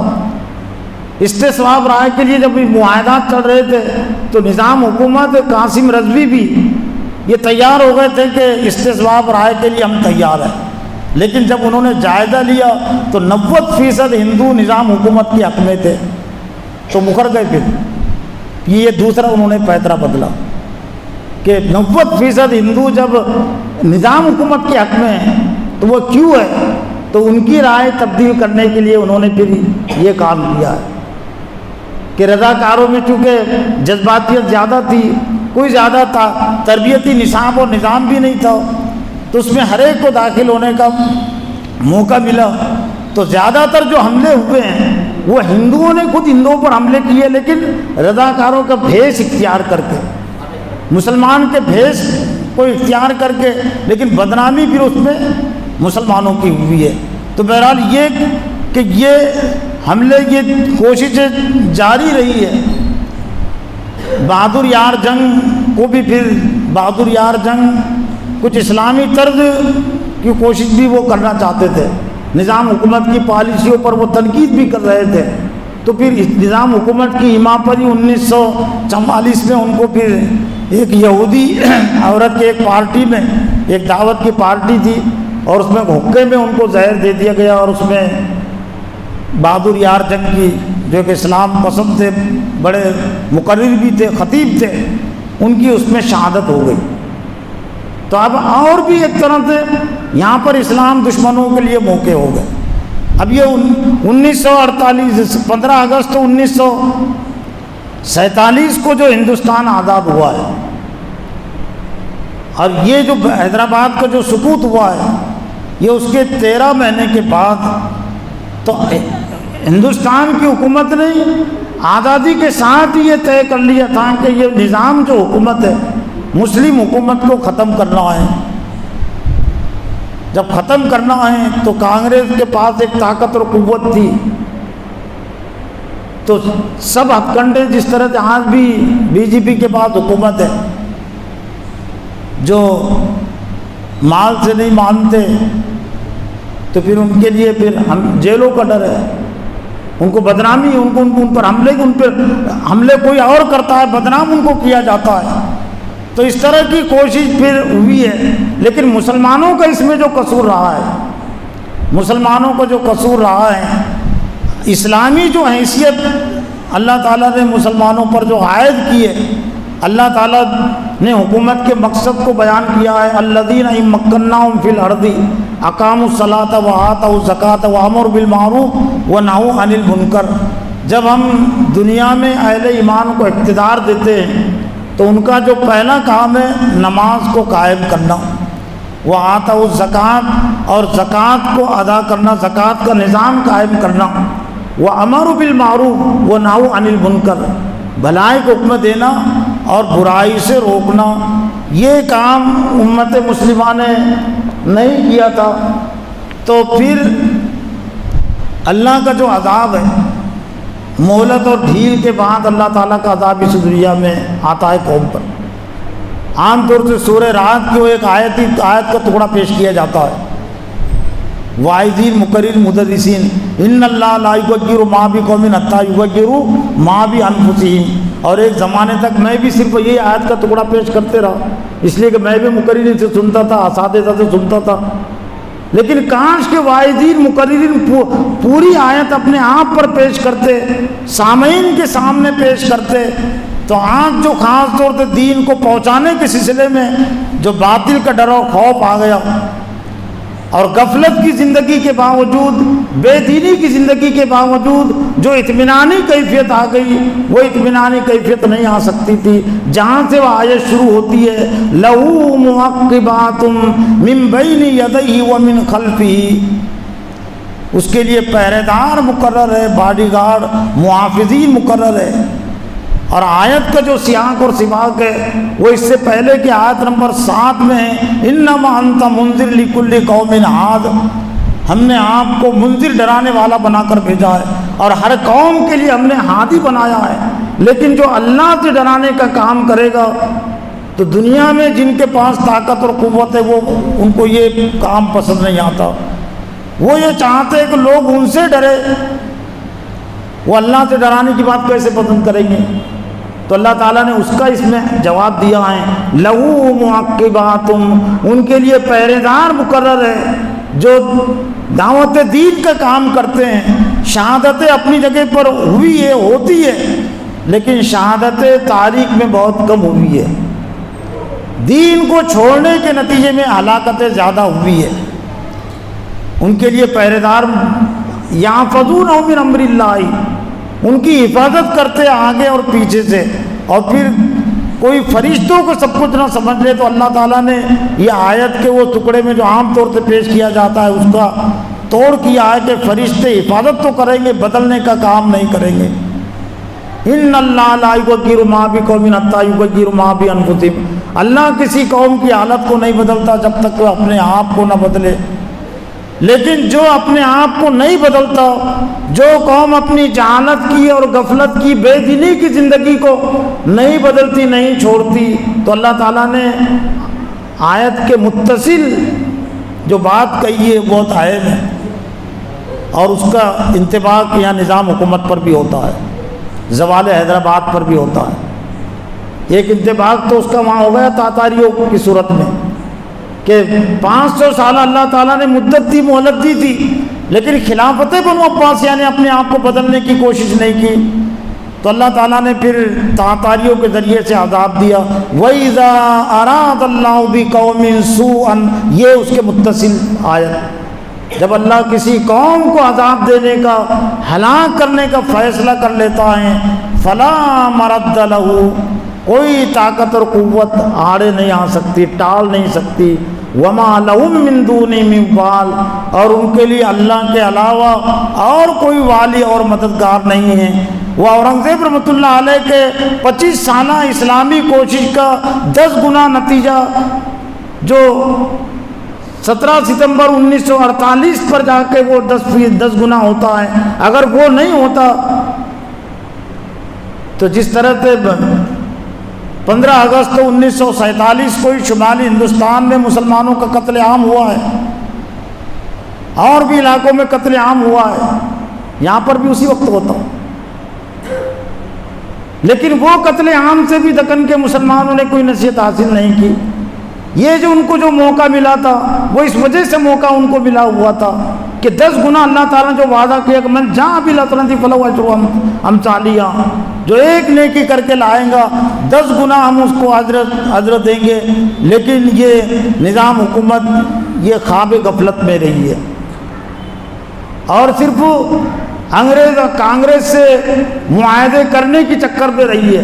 وہ پوری تاریخ اٹھا کر دیکھ لیجیے، 6 مہینے میں 10 مرتبہ وفد بھیجی تھی حکومت نے، لیکن معاہدے کوئی ایسے کرتا کیا؟ معاہدے کے لیے بھی طاقت اور قوت لگتی ہے، کمزوروں سے کوئی معاہدہ نہیں کرتا. معاہدے میں ٹکنے کے لیے، معاہدے میں اثر، طاقت اور قوت پیدا کرنے کے لیے، اور پھر اللہ تعالیٰ کی طرف سے وہ عذاب کا فیصلہ ہو چکا تھا، تو کتنے بھی اگر معاہدے کی کوشش کر لیتی وہ اس میں نظام حکومت اس میں کامیابی اس کو نہیں ملتی. اور پھر جب اللہ تعالیٰ کی طرف سے عذاب آ جاتا ہے تو سب کام پھر بگڑتے ہی جاتے ہیں. جتنے یہ کوشش کر رہے تھے، قاسم رضوی یہ مخلص تھا، مسلمانوں کے لیے مخلص تھا، لیکن اسلامی کوشش، اسلامی سیاست کی کوشش کی صلاحیت کچھ اور ہوتی ہے. وہ جو شعور چاہیے، جو پختگی چاہیے، اس میں کمی تھی. جو کمیاں تھیں وہ کتاب میں موجود ہیں. بہت ساری خوبیاں بھی تھیں. ایک بڑی خوبی یہ تھی کہ ہر وقت قرآن اس کے گلے پہ لٹکا ہوا رہتا تھا، تعویذ کے طور پر نہیں، پڑھنے کے لیے. عوامی تقریر کا بلا کا جذبہ تھا، لاکھوں کا جو مجمع ہوتا تھا. جب قاسم رضوی تقریر کرنے کھڑے ہوتے تو مجمع پر سکتہ طاری ہو جاتا. 1947 میں یہ ان کے بعد جو بہادر یار جنگ کی وفات کے بعد پھر وہی مجلس اتحاد المسلمین کے صدر بنے، رضاکاروں کے بھی وہی صدر بنے. لیکن ان کی جو غلطی رہی ہے، رضاکار تنظیم کی انہوں نے تشکیل تو دی، لیکن نظام حکومت کی بقا کے لیے آصفیہ سلطنت، آصفیہ حکومت کے اس کے جھنڈے کو سلامی دیتے تھے. جس حکومت نے دین کو چھوڑے ہوئے کئی سال ہو چکے تھے، مفاد پرستی تھی، عیاشیاں بھی تھی، اور بھی بہت سارے گناہ کے کام تھے، لیکن جو مدد و نصرت قاسم رضوی کے ساتھ جو نہیں رہی ہے، رضاکاروں کے ساتھ جو نہیں رہی ہے، وہ اس وجہ سے نہیں رہی ہے کہ انہوں نے نظام حکومت کو ہی جیسے کہ ویسے باقی رکھنے کی کوشش کی ہے. اگر وہ یہ کہتے کہ نظام حکومت میں جو کمیاں ہیں ہم اس کو اسلامی طرز پر لانا چاہتے ہیں، تو اتنی بے دردی کے ساتھ یہاں رضاکاروں کا قتل نہیں ہوتا. نظام حکومت نے اندر سے سازش کر لی تھی. اصل میں جو کچھ میں نے کتابوں میں پڑھا وہ یہ کہ آزادی کے بعد سے ہی نظام نے کانگریس سے اندر سے معاہدہ کر لیا تھا اپنے اپنی جان کی حفاظت، خاندان کی حفاظت، دولت کی حفاظت. اور قاسم رضوی کو یہ معلوم نہیں تھا. کاش کہ قاسم رضوی سمجھ لیتے، اس لیے کہ ایسے کئی واقعات ہو رہے تھے. اور پھر دوسرا یہ کہ جو حبیب احمد جو ادروس تھا، جو فوج کا سربراہ، یمن کا رہنے والا چاوش تھا، وہ باپ دادا سے عہدہ وہ چلا آ رہا تھا، لیکن ایک تو شرابی نشے کی حالت میں رہتا تھا ہمیشہ، کریلا نیم چڑھا، اور دوسرے یہ بیوی یہودی تھی، یہودی بیوی، اور جو نشے کی حالت میں رہے تو کیا وہ قوم کی حفاظت کر سکتا ہے؟ اس لیے انہوں نے لکھا لکھنے والوں کہ نشے کی حالت میں جس کو چاہتا تھا راز فاش کر دیتا تھا، اور وہ یہودی عورت کے ذریعے سے کانگریس نے، حکومت نے پہلے معلوم کر لیا تھا کیا کیا ہے، کیا کہاں کمزوریاں ہے اور کیا کرنا ہے۔ تو ایک تو حبیب احمد ادروس نے اور نظام حکومت نے پہلے سے ساز باز کر لی تھی انگریز حکومت سے، لیکن اگر وہ فاش کر دیتے تو پھر یہاں رضاکار خلاف ہو جاتے، وہ حکومت حاصل کرنے کی کوشش کرتے، لیکن اندر سے انہوں نے جو منصوبہ بنایا تھا کانگریس نے اور نظام نے، وہ یہ کہ رضاکاروں کو ختم کرنا ہے، اس لیے کہ رضاکار اگر زندہ رہیں گے تو بعد میں تمہاری حکومت یہاں چل نہیں سکتی ہے۔ اب ختم کیسے کریں گے؟ تو کانگریس جب حملہ کرے گی تو کانگریس کے یہ نظام کی جو فوج ہے وہ صرف وہ پیچھے رہے گی اور رضاکاروں کو آگے بڑھائے گی۔ چنانچہ ایسے ہوا، ورنہ 5 دن میں کوئی ختم ہوتا کیا؟ 17 ستمبر 1948 پولیس ایکشن، عام طور سے بولتے یہاں بھی لکھ دیا گیا، لیکن پولیس ایکشن تھا کیا؟ فوجی ایکشن تھا نا۔ پولیس تو اندر کے ہوتے ہیں، فوجی ایکشن کو پولیس ایکشن بولتے تھے۔ فوجی ایکشن تھا، 1 لاکھ فوج، اور ان کو جو کام دیا گیا تھا وہ تھا 5 دن میں 5 لاکھ مسلمانوں کا قتل۔ اب کوئی بہت بڑا کام نہیں تھا ان کے لیے، اور اس لیے انہوں نے 5 لاکھ کا منصوبہ ڈالا تھا 5 دن میں، کہ تھے رضاکار 2 لاکھ ہی، 2 لاکھ میں سے 25% ہندو تھے، لیکن جذباتی ایک تقریر میں قاسم رضوی نے کہہ دیا تھا کہ میرے پاس 5 لاکھ ہے رضاکار۔ وہ جذباتی تقریروں کے نمونے یہاں دیے گئے ہیں کہ کچھ قاسم رضوی کی جذباتی تقریروں کے کچھ نمونے ہیں، اسی میں ہے شاید۔ تو 5 لاکھ رضاکار موجود ہے، تو 5 لاکھ رضاکاروں کو ختم، یہاں پر یہ دے دی ایک صفحہ سن لیجئے اس میں اس کا۔ قاسم رضوی پر تبصرہ یہ کر رہی ہے سید حسین صاحب، یہ کتاب لکھنا۔ اچھا، یوں اچھائیوں کے ساتھ ساتھ کمزوریاں بھی تھی، مردم شناسی نہیں تھی قاسم رضوی میں۔ ضروری ہوتی ہے نا سامنے والے کو سمجھنا، مردم شناسی نہیں تھی، اسی وجہ سے موقع پرست، مفاد پرست اور خوشامد پرست ان کے اطراف جمع ہو گئے تھے، جس کی وجہ سے ان میں رفتہ رفتہ عامریت کی خصوصیات بھی آ گئی تھی۔ ان موقع پرست اور خوشامد پرستوں میں نامعلوم کتنے حکومتیں ان کے ایجنٹ جنرل کے ایم منشی کے جاسوس تھے۔ کے ایم منشی یہ حکومت ہند کا ایک یہاں یہ تھا ایجنٹ، اور وہ پوری کوشش یہاں اس کی تھی نظام حکومت کو ختم کرنے کے بعد، تو اس کے ایجنٹ تھے جو قاسم رضوی کے ساتھ تھے۔ شاستری نامی ایڈیٹر رینیو، جسے کے ایم منشی کا جاسوس کہا جاتا تھا، قاسم رضوی سے قربت حاصل کر لی تھی اور سائے کی طرح ساتھ رہتا تھا قاسم رضوی کے۔ جوشیلی اور جذباتی تقاریر کے ذریعے حکومت کی ان کو مرعوب کرنا اور مسلمانوں میں جوش اور جذبہ پیدا کرنا مقصود تھا۔ ایسی جوشیلی اور جذباتی تقاریر سے کیا فائدہ جو بجائے نتیجہ نکالنے کے حملے کے لیے جواز کا سبب بنے اور ہندوستان کے جذبہ انتقام کو تیز کر دے۔ پولیس ایکشن کے بعد جو مصائب اور مظالم سلطنت حیدرآباد کے مسلمانوں پر ڈھائے گئے ہیں، ان میں دیگر اسباب کے علاوہ ان کی جذباتی تقاریر کو بھی بڑا دخل رہا ہے۔ پھر جذباتی تقاریر کے یہاں کچھ نمونے دیے گئے ہیں، وہ یہ ہیں کہ وہ دین دور نہیں جب خلیج بنگال کی لہریں ہمارے بادشاہ کے قدم چومیں گی۔ وہ بادشاہ دنیا پرست، مفاد پرست، جس نے پہلے سے کانگریس سے سمجھوتا کر لیا تھا اور مسلمانوں کے قتل عام کا منصوبہ جس نے پہلے بنا لیا تھا، تو یہ یہ قاسم رضوی کی تقریر کہ بادشاہ کے قدم چومیں گی اور آصفی پرچم دہلی کے لال قلعے پر لہرائے گا۔ اس تقریر پر بڑا ہنگامہ ہوا، تمام قومی اخبارات میں اس تقریر کو نمایاں جگہ ملی اور حکومت ان کا موڈ ہی بدل گیا۔ گفتگو قاسم رضوی نے کہا کہ ہمارا وقت جب بحث و مباحثے کے کر کے مسائل پر غور کرنے کے لیے دستاویز لاتا ہے پھر واپس جاتا ہے تو اس کو نئی شرطیں لگا دی جاتی ہیں۔ آج 6 مہینے سے مسلسل کہا جا رہا ہے کہ حیدرآباد پر حملہ ہوگا، ایسے کئی 600 سال ہو جائے تو ہندو یونین حیدرآباد پر حملہ نہیں کر سکتی۔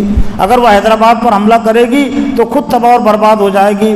جس دن حیدرآباد پر ایک قدم بھی بڑھا گیا تو میں لال قلعے کا ذمہ دار نہیں، ایک آگ ہوگی جو ہر سمت پھیلے گی۔ یہ تقریر 27 جولائی 1948۔ حیدرآباد کے ساتھ چھیڑ چھاڑ خود ہندوستان کو تباہ کر دے گی۔ ولبھ بھائی پٹیل ہندوستانی فوج سے جونا گڑھ جیسی چھوٹی ریاست تباہ کر کے خوش ہے اور کہتے ہیں کہ حیدرآباد کا اشر جو جونا گڑھ جیسے ہوگا، یاد رکھا جائے کہ حیدرآباد کا اشر جونا گڑھ کا ایسا ہوگا تو لال قلعے کا اس سے بدتر ہوگا۔ رضا تاروں کے تعلق سے کہا میں اس تنظیم رضاکار کو اسی وقت ختم کر دیتا، لیکن جب یہ سیلاب بڑھے گا تو سارے ہندوستان کو بہا لے جائے گا۔ اس وقت کہو گے کہ رضوی اس کو روکو، جب مجھ سے ناممکن ہو جائے گا۔ اس وقت یہ رضاکار ایک تنظیم اور ڈسپلن کے پابند ہے۔ اس وقت کل چنگیز خان اور ہلاکو کی فوج ہوگی، آج دیانت دار سپاہی ہے، کل یہ پنڈاری اور ٹھگ ہو جائے گے، پھر ان کو کوئی نہیں روک سکے گا۔ اس وقت میرے پاس 5 لاکھ، اس وقت میرے پاس 5 لاکھ ہے، جبکہ تھے ہی نہیں 2 لاکھ تھے۔ تو 5 دنوں میں 5 لاکھ قتل عام کا جو منصوبہ کانگریس نے بنایا تھا وہ اس بنیاد پر بنایا تھا، اور 5 لاکھ سے زیادہ کا قتل عام ہوا ہے 5 دنوں میں۔ اور پھر اس کے بعد پھر 6 مہینے تک، کہیں پر 1 سال تک جو قتل چلا ہے۔ جب تک میں نے یہ تاریخ نہیں پڑھی تھی تو میرا احساس یہ تھا کہ تناسب کے لحاظ سے اور تعداد کے لحاظ سے بڑا قتل عام خلافت بنو عباسیہ کے دور میں تاتاری کے ذریعے سے ہوا ہے، لیکن یہ تاریخ پڑھنے کے بعد معلوم ہوا کہ تعداد یقیناً چونکہ زیادہ تھی تو 50% کا قتل عام ہو جاتا ہے۔ 2.5 کروڑ تھے تو 1.25 کروڑ مسلمانوں کا قتل عام، لیکن وہ 50% دیتا ہے۔ لیکن یہاں جو قتل عام ہوا ہے یہ 5 دنوں میں اور اس سے پہلے اور اس کے بعد، تو وہ قتل عام 25 لاکھ مسلمانوں کی آبادی تھی یہ ریاست حیدرآباد میں، تو 25 لاکھ میں سے 15 لاکھ مسلمانوں کا قتل عام ہوا ہے، تو 15 لاکھ 50% سے بڑھ گیا نا، یعنی تقریباً 60% مسلمانوں کا قتل عام۔ نظام حکومت بھی موجود، نظام بھی موجود تھا۔ وہ جو میرا اشارہ ہے نا یہ غفلت کی طرف، وہ یہ الیکشن کی سیاست کی غفلت کی طرف نہیں ہے، وہ اسلامی سیاست کی طرف سے جو غفلت ہے مسلمانوں کی اس کی طرف ہے، ورنہ یہ الیکشنی سیاست تو یہ تو کاغذ کے پردے ہیں۔ قلعے نہیں بچا سکے مسلمانوں کو، فوج نہیں بچا سکی مسلمانوں کو، 800 سالہ دور وہ سلطنت عثمانیہ نہیں بچا سکی مسلمانوں کو قتل عام سے۔ یہ 700 سالہ مسلم دور حکومت قتل عام سے نہیں بچا سکا، اور پھر یہ موجودہ دور کے یہ MLA اور ان کی حیثیت کو سمجھنے کے لیے تو کشمیر کے حالات اور آسام کے حالات کو جان لینا کافی ہے نا۔ یہ جو پہلا جو مہینہ گیا تو 17 جولائی کو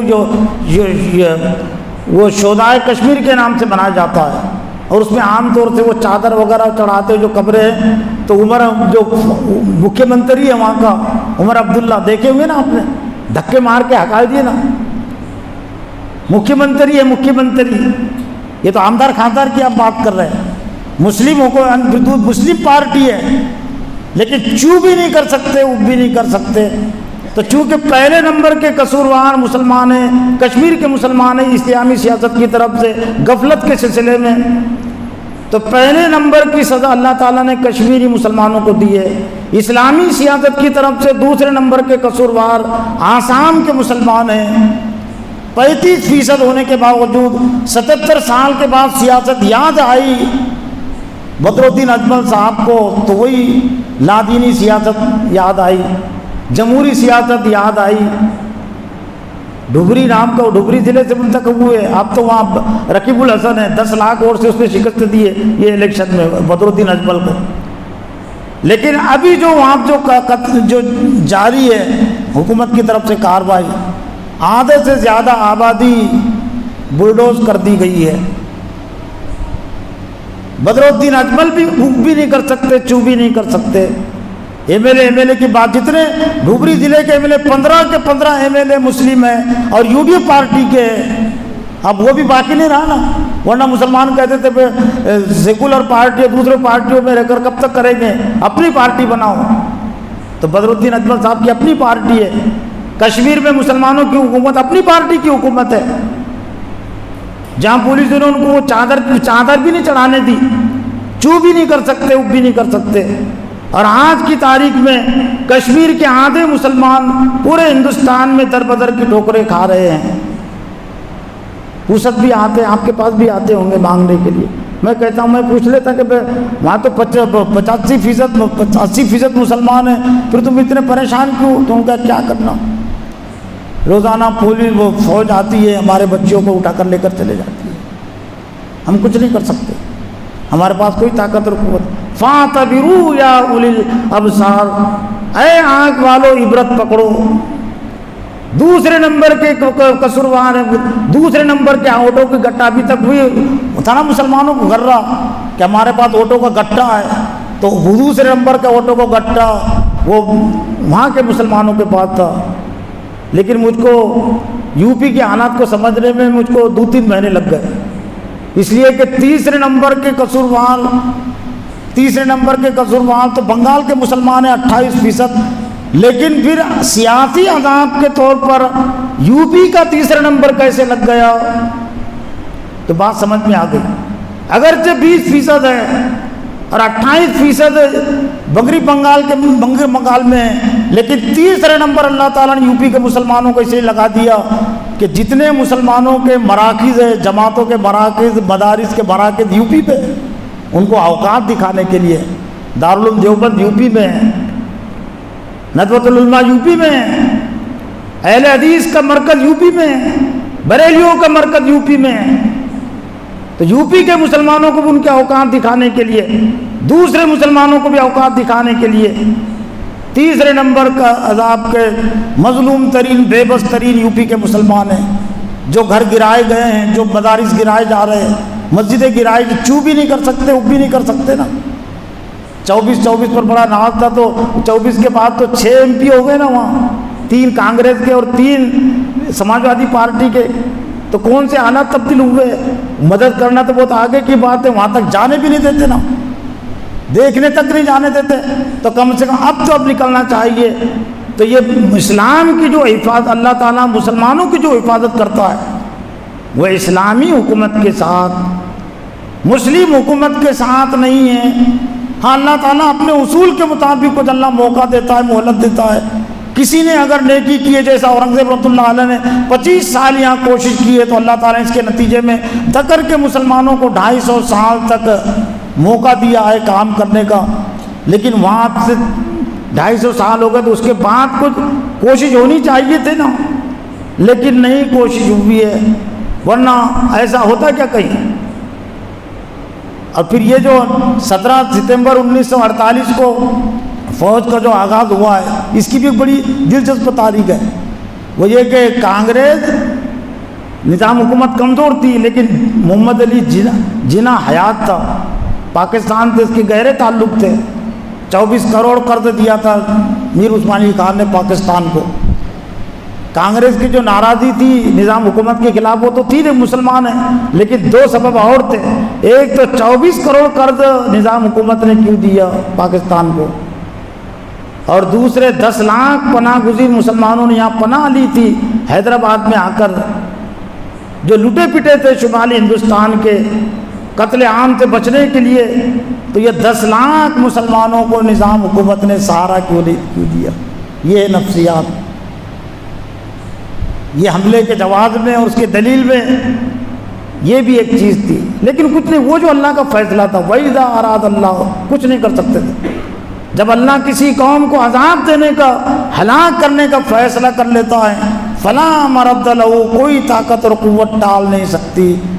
13 ستمبر 1948 پیر کا دن تھا، لیکن یہ تاریخ کا انتخاب انہوں نے کیا، حالانکہ پہلے ان کا ارادہ تھا 15 لیکن محمد علی جناح کی وفات ہو گئی 11 ستمبر 1948۔ جو ان کو ڈر تھا تھوڑا کہ پاکستان کی حکومت مدد کرے گی، اب وہ ڈر بھی ختم ہو گیا۔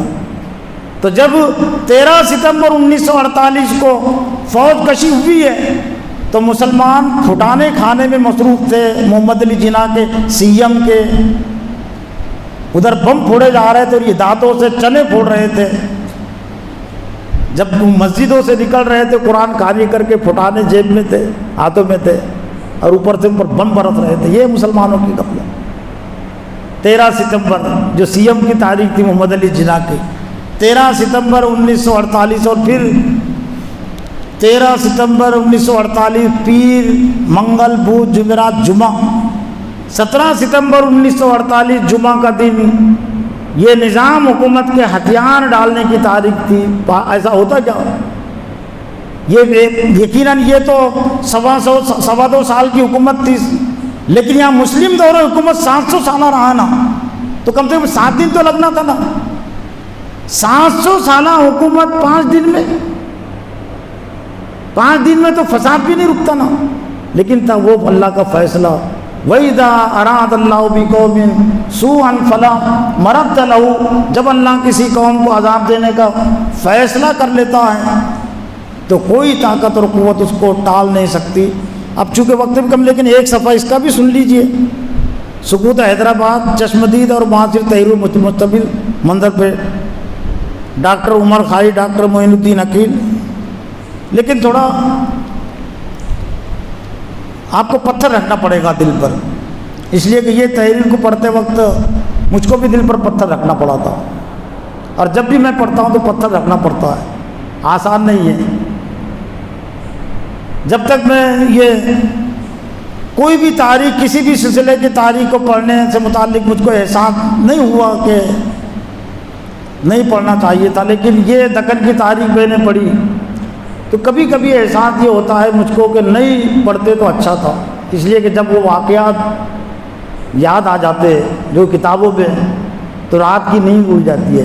لیکن میں اپنے آپ کو اطمینان دلا لیتا ہوں کہ پڑھ لینا بہتر ہے، اس لیے کہ آج بھی مسلمان یہ قومی سیاست میں اپنی کامیابی، ترقی تلاش کر رہے ہیں، نجات تلاش کر رہے ہیں، تو ان کو بتانے کے لیے کہ قومی حکومت تھی نا، یہ پولیس بھی اس کے پاس تھی اور 700 سالہ حکومت تھی، لیکن دین زندگی میں نہیں تھا، دین سے وابستہ حکومت نہیں تھی، تو تاش کے پچوں کی طرح تو اڑ گئی، 5 دن میں ختم ہو گئی۔ اور قتل عام سے نہ قاسم رضوی بچا سکے رضاکاروں کو، نوجوانوں کو، اور نہ میر عثمان علی خان بچا سکے، اور نہ جتنے بڑے بڑے جو 3 حکمران تھے۔ لیکن اس میں اللہ کی سنت ہے، میں آخر میں وہ پیش کر دیتا ہوں۔ یہ ایک صفحہ سن لیجئے کس طرح کے حالات پھر حیدرآباد میں ہوئے ہیں۔ 17 ستمبر 1948 کو فاروق حسین،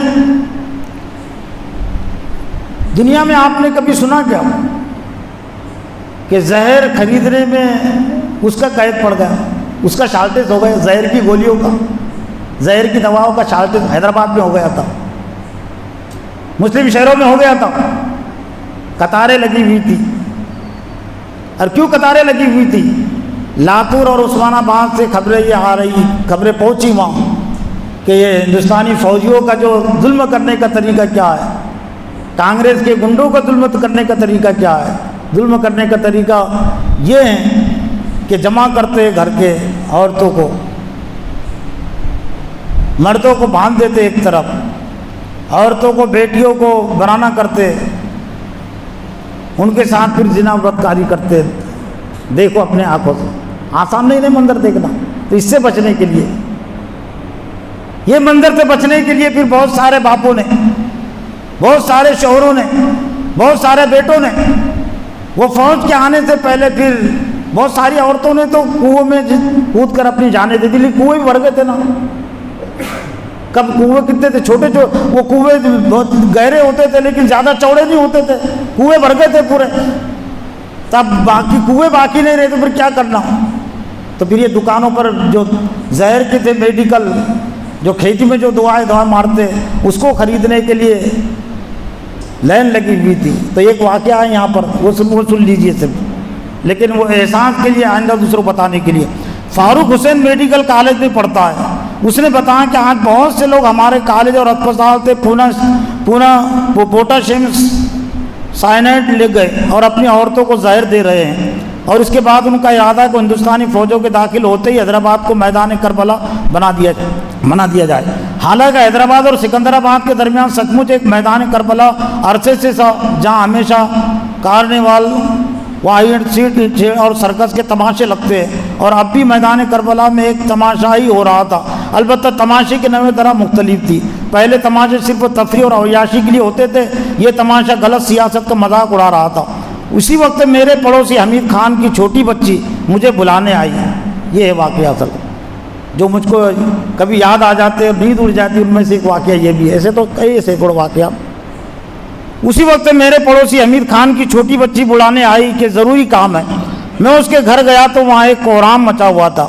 حمید خان اپنی نوجوان لڑکی جمیلہ کے سامنے زہر کی شیشی اور پانی کا گلاس لیے کھڑا تھا، اور وہ چیخ رہی تھی، نہیں نہیں میں زہر نہیں کھاؤں گی، ابا جی میں ابھی مرنا نہیں چاہتی۔ مگر میرا پڑوسی حمید خان اسے بڑے دلار سے، بڑے پیار سے بھرائی ہوئی آواز میں چمکا رہا تھا، بیٹی تو مسلمان زادی ہے، تو حضرت عائشہ صدیقہ کے اولاد میں تھے، تو فاطمہ بنت عبداللہ کی مثال ہے، بیٹی اب تیری عصمت اور ہماری عزت زہر کی صرف ایک بوند میں جمع ہو کر رہ گئی ہے، ہمت سے کام لے، جی کڑا کر کے پی جا میری بچی، بسم اللہ۔ لڑکی اپنی بڑی بڑی کالی آنکھوں میں امڑے ہوئے آنسوؤں کی چلمن سے تھوڑی دیر تک کاچ کے اس گلاس کو دیکھتی رہی جس سے اس کی موت یا اس کی عصمت سبز پانی بھر کر جھلک رہی تھی۔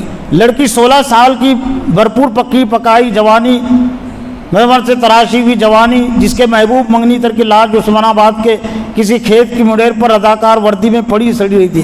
ایک رضاکار سے اس کا رشتہ بھی ہو گیا تھا، منگنی ہو گئی تھی، لیکن وہ لاش وہاں پڑی تھی عثمان، اور اب اس کی آنکھوں کے سامنے سبز پانی کا گلاس ہے، اور اس کا باپ اس کے سنہرے بالوں پر ہاتھ پھیر پھیر کر اس سے التجا کر رہا ہے، بیٹی ابھی تھوڑی دیر میں ہندوستانی فوجیں شہر میں داخل ہو جائیں گی، اس کے بعد پھر کیا ہونے والا ہے، یہاں انہوں نے ڈیٹ کر کے جوڑے۔ اس کا گلا بری طرح رند گیا، اور لڑکی محبت کے ماضی کے محل کے سارے پرفضو کمرے جھانکتی اور پھر اپنے باپ کے سامنے سر جھکائے آنسوؤں کے افق سے پرے ظاہر آپ کو تکنے لگی۔ وہ کچھ دیر تک آپ کچھ باتیں کرتی رہی، صرف اس کے ہونٹ ہلتے رہے، پھر اس کے بعد اس نے اپنے سر پر سفید جگمگاتے تاروں والا سیاہ دوپٹہ اوڑھ کر اللہ کا نام لے کر وہ سبز پانی والا گلاس پی لیا، اور حمید خان غم و خوشی کی وادی میں پکار اٹھا، شاباش بیٹی شاباش، یہ شاباش بیٹی، زہر پینے کے بعد۔ یہ تو باپ کا جو منظر تھا اس سے خطرناک تھا نا، کہ سامنے پہلے ہوگا اور اس کے بعد پھر قتل کیا جائے گا مردوں کو۔ پھر کانچ کا گلاس ٹوٹ گیا، وہ کانچ کا گلاس جس کو میرے غریب پڑوسی حمید خان نے 16 سال سے بڑی محبت سے، بڑی حفاظت سے سنبھال کر رکھا تھا۔ کانچ کے گلاس کے ٹوٹنے کی آواز مان کئی آدمیوں کے رونے اور چیخنے کی آواز میں بدل گئی۔ حمید خان کے گھر میں کوہرام مچا ہوا تھا، اور میرے گھر ریڈیو بج رہا تھا، وہ ریڈیو جو روزانہ بسم اللہ الرحمن الرحیم جو شروع ہوتا تھا، جس پر ہمیشہ اللہ اللہ کے ریکارڈ بجائے جاتے تھے۔ اب اس ریڈیو سے یہ ریکارڈ بج رہا تھا، رگھوپتی راگھو راجا رام، پتیت پاون سیتا رام۔ فاطمہ بار بار پوچھ رہی تھی کہ اب کیا ہوگا، اب کیا ہوگا، اب ایک ایسی لمبی رات آئے گی، ایک بے قرار اندھیرا پھیلے گا، پھر ایک پرشور اندھیرا جو چیخوں اور نعروں کے شور سے متلاطم ہے۔ اس طرح کے سینکڑوں واقعات، لیکن اس انجام میں ایک ربانی اور خدائی مشن بھی ہمیں نظر آتا ہے۔ باطل کی سازش ہے وہ اپنی جگہ پر ہے، لیکن خدائی منشا بھی اس میں کام کر رہا تھا۔ لیکن افسوس ہے کہ یہ قاسم رضوی، اب دیکھیے نا، صرف رضاکار نہیں، جو رضاکار کے نام پر جو غیر رضاکار تھے، ہزاروں کا قتل عام ہو گیا۔ لیکن رضاکار کے جو صدر تھے قاسم رضوی، ان کا قتل کیوں نہیں ہوا؟ حالانکہ قتل اگر ہو جاتا تو ہندو عوام خوشی ہوتی، لیکن وہ جو میں نے کہا ذاتی خوبی اللہ تعالیٰ موقع دینا چاہتا تھا، لیکن وہ موقع کو قاسم رضوی نے استعمال نہیں کیا اللہ کے دین کے لیے، ورنہ کیا توجیہ آپ کریں گے کہ رضاکار کے نام پر ہزاروں کا قتل عام ہوا، اور رضاکاروں کا صف اول پہلا رضاکار اگر کوئی ہو سکتا ہے وہ قاسم رضوی۔ لیکن قاسم رضوی کو نے ایک مقدمے میں شعیب اللہ خان ایک کمیونسٹ تھا، اس کے قتل کے سلسلے میں، حالانکہ اس میں قاسم رضوی کا ہاتھ نہیں تھا، لیکن پھر بھی الزام اس پر لگا، پونے جیل میں 6-7 سال انہوں نے سزا کاٹی ہے۔ لیکن سزا کاٹنے کے بعد اور پھر یہ کہ قاسم رضوی کو پاکستان بھیجنے کے سلسلے میں حکومت نے اور بہت سارے لوگوں نے انتظام کر لیا تھا، اس نے انکار کر دیا تھا۔ پونے کی جیل میں 7 سال ہو رہے، اس وقت بھی حکومت نے ان کے ساتھ پیشکش کی تھی کہ تم اگر پاکستان جانے کے لیے آما تیار ہو گئے تو ہم تم کو چھوڑ دیتے ہیں، لیکن انہوں نے کہا کہ نہیں، جو سزا ہوگی میں اس کو قبول کروں گا۔ تو 6-7 سال کی سزا کاٹنے کے بعد 1957 میں، یعنی گویا کہ 9 سال بعد پونا جیل سے رہائی ہوتی ہے، اور یہاں ہر شہر میں استقبال ہوتا ہے۔ وہ عتیق احمد اور اشرف احمد کو تو پولیس کی اس میں حفاظت میں گولی مار دی گئی تھی نا، پھر قاسم رضوی کا ایسا اثر کیوں نہیں ہوا؟ لیکن وہ تو اللہ کا فیصلہ کہ اللہ تعالیٰ پاکستان میں قاسم رضوی کو پہنچا کر یہ دیکھنے کے لیے کہ میں نے قومی سیاست کے لیے بہت ساری کوشش کے لیے ناکامی ہوئی ہے۔ کاش کے قاسم رضوی جو 1957 کے بعد پھر پاکستان گیا اور پھر 1970 میں وفات ہوئی ہے فطری موت سے، اور یہ 13 سال وہ تھے کہ مولانا مودودی رحمۃ اللہ علیہ اسلامی سیاست کے لیے وہاں کوشش کر رہے تھے، اس لیے اللہ تعالیٰ نے اس لیے پہنچایا تھا پاکستان۔ قاسم رضوی کو اس لیے زندہ رکھا تھا کہ وہ اسلامی، اور اس کے پاس تو بہت تجربہ تھا، عمر بھی پختہ تھی، اور یہ بادشاہی سیاست کا ناکام نتیجہ اپنی آنکھوں سے دیکھ لیا، سازشوں کو اپنی آنکھوں سے دیکھ لیا، رضاکاروں کی ناکامیوں کو اپنی آنکھوں سے دیکھ لیا، تو کم از کم اب تو جب گردن میں جب گلے میں قرآن کو لٹکائے رکھتا ہے، ہمیشہ باوضو رہتا تھا۔ ایک خوبی یہ بھی تھی، ہمیشہ باوضو رہتا تھا، تو خوبیاں تھی، تو اللہ تعالیٰ نے موقع دیا تھا۔ پوری ہندوستانی فوج کو اللہ تعالیٰ نے ہاتھ اٹھنے سے محفوظ رکھا تھا، ہزاروں لاکھوں کا قتل عام ہو گیا، لیکن 1957 کے بعد پھر پاکستان گئے قاسم رضوی، اور پھر ایک طرح سے خاموشی کی زندگی وہاں اختیار کر لی۔ کاش کہ وہاں مولانا مودودی رحمۃ اللہ علیہ کو ساتھ مل جاتا، اور اسی طرح سے اور بھی جو افراد وہاں اسلامی سیاست کی کوشش کر رہے تھے، تو پاکستان کا موجودہ جو حال ہے، جو بے حال، تو کچھ نہ کچھ حال درست ہو جاتا۔ تو ایک تو خدا، دوسرا منصوبہ یہ تھا، یہ تو خدائی منصوبہ تھا قاسم رضوی کے ساتھ، اللہ تعالیٰ جو اس نے سمجھا نہیں، اور اللہ کے منشے کو پورا اس نے نہیں کیا۔ لیکن باطل حکومت کا بھی ایک منصوبہ تھا، وہ کتابوں بھی نہیں، میں صرف کتابیں پڑھتا نہیں ہوں، پڑھتا بھی ہوں، لیکن کچھ اپنا بھی غور و فکر کرتا ہوں، تجزیہ میں حاصل کرنے کی کوشش کرتا ہوں، تدبر۔ تو قاسم رضوی کو ہندوستانی فوج اس لیے قتل کر نہیں سکی کہ پورے ہندو دکن کے ابھی ان کے مطیع اور فرما بردار نہیں ہوئے تھے۔ نظام حکومت نے ان کے ساتھ جو احسانات کیے تھے، جو بھلائیاں کی تھی، جو کانگریس نہیں کر سکی اس کے بعد اور آج تک بھی نہیں کر سکتی، جو نظام حکومت نے ہندو کے ساتھ فراغ دلی کا معاملہ کیا تھا، تو یہاں کے حکمرانوں کو معلوم تھا کہ قاسم رضوی اگر ختم ہو گیا تو کس سے ڈرائیں گے ہندوؤں کو؟ تو ان کا تو منصوبہ پورا ہو گیا کہ زندہ رکھنے کا ان کا یہ منصوبہ تھا کہ قاسم رضوی مرا نہیں، زندہ ہیں، رضاکار مر گئے، رضاکاروں کا صدر زندہ ہے، ابھی ہوش میں رہو۔ اور شاید یہ اسدالدین اویسی کو جو برداشت کر رہی ہے حکومت، میں بی جے پی کا ایجنٹ نہیں سمجھتا، مسلمانوں کو مخلص، لیکن جو بھی ووٹنگ کی سیاست کی یہاں کوشش کرے گا اس سے مسلمانوں کو فائدہ کم پہنچے گا، ہندوؤں کو زیادہ فائدہ پہنچے گا۔ یہ ووٹنگ کی سیاست ہی کر رہے نا، ورنہ وہ مخلص ہے۔ بہت سارے بی جے پی کے ایجنٹ بھی کہہ دیتے میرا ساتھ نہیں، مخلص ہے وہ، لیکن اسلامی سیاست میں نہیں ہے مخلص، قومی سیاست میں، ووٹنگ کی سیاست میں مسلم مخلص ہے۔ اور یہ قومی سیاست میں تو مسلمان بہت برسوں سے برباد ہوئے، تباہ اور برباد ہو رہے ہیں۔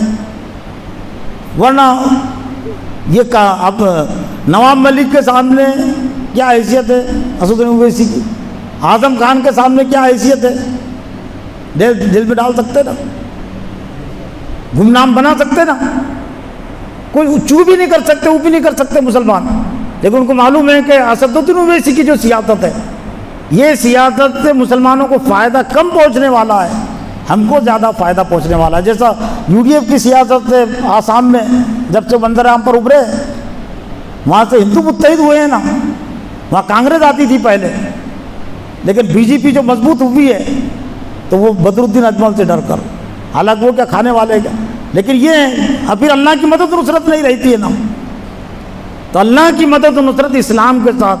تو ایک تو منصوبہ یہ تھا باطل پرستوں کا، خدائی منصوبہ یہ تھا قاسم رضوی کے ساتھ، جس میں وہ ناکام ہو گیا اور اللہ تعالیٰ نے موقع دیا تھا۔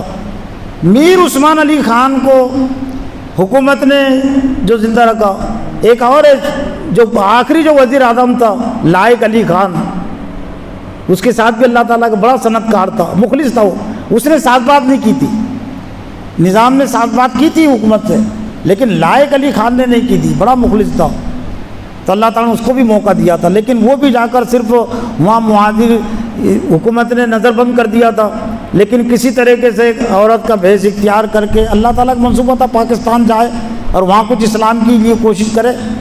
تو 1950 میں پھر لائق علی خان جو آخری وزیر اعظم تھا نظام حکومت کا، وہ بھی پاکستان پہنچتا ہے، لیکن یہیں سے چونکہ صنعت کار تھا، وہاں جا کر بھی اس نے صرف وہ مہاجرین کی تنظیم بنائی، حیدرآباد سے جو اجڑے آئے تھے اور مالی فائدہ، لیکن اسلام کے لیے کوئی کوشش نہیں کی، جبکہ ان کی وہ پیدائش کے سال مولانا مودود پیدائش یہی کی ہے، 1903 میں لائق علی خان کی پیدائش ہوئی ہے اور 71 میں ان کی وفات ہوئی ہے۔ اتنے سال یعنی 19 سال ان کو ہم ملے ہیں، لیکن اسلام کے لیے کچھ بھی نہیں کیا۔ نظام کے ساتھ بھی اللہ تعالیٰ کا ایک منصوبہ تھا، ورنہ نظام کو بھی میر عثمان علی خان کو بھی پھانسی پر لٹکاتے تھے، کون سی طاقت روکنے والی تھی، لیکن منصوبہ تھا۔ یہ جو دولت تھی وہ دولت کا حصول، اور پھر بادشاہی دور سے تعلق تھا۔ موجودہ دور کی حکومتیں بھی اس کو سمجھتے ہوئے، لیکن اس دور کی زیادہ حکومت سمجھتی تھی۔ جو خفیہ خزانے ہوتے تھے بادشاہ کے علاوہ کوئی نہیں جانتا تھا، دوسرے وزیروں کو بھی اس کی بھنک نہیں لگتی تھی، وہ خفیہ اگر مار دیتے عثمان علی خان کو تو خفیہ خزانوں تک کس کی رسائی ہوتی، وہ دوسرے لوٹ لیتے نا، جگہ تو معلوم نہیں تھی، لیکن حکمرانوں تو دیکھ لیتے نا کہ یہاں تک جاتے تھے، وہاں تک ان کی رائے وہ دوسرے وصول کر لیتے تھے، لیکن حکومت وہ خزانے حاصل کرنا چاہتی تھی، اس لیے راجیہ پرمکھ کا درجہ دیا، لیکن تھے دراصل وہ سیاسی قیدی، ایک طرح سے حکومت کی وہ قیدی تھے، سیاسی قیدی، اور حکومت نے اس لیے ان کو رکھا تھا تاکہ وہ جو خزانے ہیں وہ خزانوں تک ہم رسائی ہو۔ اور کتنے خزانے تھے 62 میں ہندوستان، جب لال بہادر شاستری وزیر اعظم تھے تو 1962 میں چین سے جنگ ہوئی ہے، اور اس وقت مالی خسارہ، مال کی ضرورت تھی، تو لال بہادر شاہ نے اپیل کی تھی ہندوستانیوں سے کہ حکومت کے خزانے خالی ہے، مال کی ضرورت ہے۔ کتنے سال ہو گئے تھے 1948 سے 62 تک، 14 سال ہو گئے تھے نا، تب تک تو کتنے خزانے حکومت نے لیے ہوں گے، لوٹے ہوں گے تو الگ چیز ہے، لیکن اس وقت میر عثمان علی خان نے جو حکومت کو عطیہ دیا تھا وہ تھا 5 ٹن، دوبارہ بول رہا ہوں 5 ٹن لوہا نہیں، جیسے ہم تو ٹن کا تھا جب آتا تو لوہے کی طرف نظر جاتی نا، اس لیے کہ سونے کو کہاں ٹن سے گنا جاتا، بلکہ کنٹلوں سے بھی نہیں گنا جاتا نا، زیادہ سے زیادہ کلو کی بات ہوتی ہے، 1 کلو سونا، 2 کلو سونا، یہ بھی بڑی بات ہوتی ہے، لیکن 5 ٹن سونا 1962 میں میر عثمان علی خان نے حکومت ہند کو دیا تھا۔ اور یہ وہی عثمان علی خان ہے کہ 1932 میں مولانا مودودی رحمۃ اللہ علیہ نے نظام حکومت کے سامنے، نظام حکومت کی حدود میں مسلمانوں کی دینی تعلیم و تربیت، غیر مسلموں میں دعوتی منصوبہ پیش کیا تھا، تو نظام حکومت کی طرف سے جواب ملا تھا مولانا مودودی کو کہ آپ نے جو تعلیم و تربیت کا اور دعوت کا جو منصوبہ دیا ہے، حکومت کے پاس اتنا مالی سرمایہ نہیں ہے۔ پھر اتنے پاٹ سونا کہاں سے آ گیا؟ یعنی مسلمانوں کی تعلیم و تربیت کے لیے نہیں، غیر مسلموں میں دعوت دین کا کام کرنے کے لیے جواب۔ اور پھر مولانا مودودی رحمۃ اللہ علیہ، ان کا ایک وقت زمانہ حضرات میں گزرا ہے، اپنی عمر کا بڑا حصہ ترجمہ قرآن کا انہوں نے وہیں سے آغاز کیا تھا۔ تو شروع میں تو حکومت کے دفتر بھی خریدتے تھے، 500 کاپیاں، مولانا ترجمہ 1000 روپے سے 500 کاپیاں حکومت کے ادارے خریدتے تھے۔ لیکن مولانا مودودی رحمۃ اللہ علیہ جب تنقید کرنے لگے غیر اسلامی پالیسی پر، تو اوپر سے آرڈر آ گیا کہ ترجمان القرآن کو نہ خریدا جائے، خریدنا ہی بند کر دیا۔ اسلام تو اتنی چڑ، اور اس کی وجہ سے مولانا مودودی رحمۃ اللہ علیہ کا وہ جو رسالہ تھا وہ مالی خسارے میں آ گیا، وہاں سے چھوڑ کر ان کو جانا پڑا تھی۔ تو اللہ تعالیٰ ڈھیل اور مہلت کے بعد پھر یہ سزا دیتا ہے۔ تو ایک تو حکومت کا یہ میر عثمان علی خان کو زندہ رکھنے کے پیچھے یہ منصوبہ تھا کہ جو خزانے تھے وہ خزانے حکومت کو ملتے رہے، لیکن خدائی منصوبہ میر عثمان علی خان کے جو ساتھ تھا کہ میر عثمان علی خان 38 سال حکومت کر چکے تھے، قومی حکومت، قومیت کے نام پر، اس میں ناکامی ہوئی۔ 19 سال بہت بڑا زمانہ ہوتا ہے۔ 1967 میں ان کی موت ہوئی ہے، 48 سے 67 تک 19 سال ہوتے ہیں نا۔ کاش کہ عثمان علی خان اللہ کے منصوبے کو سمجھ، اللہ تعالیٰ نے زندہ رہنے کا ان کو جو موقع دیا تھا، وہ عوام کو بتانے کے لیے کہ ہمارا اور تمہارا جو مستقبل ہے وہ مسلم سیاست کے ساتھ نہیں ہے، وہ قومی سیاست کے ساتھ نہیں ہے، وہ بادشاہی سیاست کے ساتھ نہیں ہے، وہ اسلامی سیاست کے ساتھ ہے۔ لیکن میر عثمان علی خان نے اس کو سمجھنے کی کوشش نہیں کی۔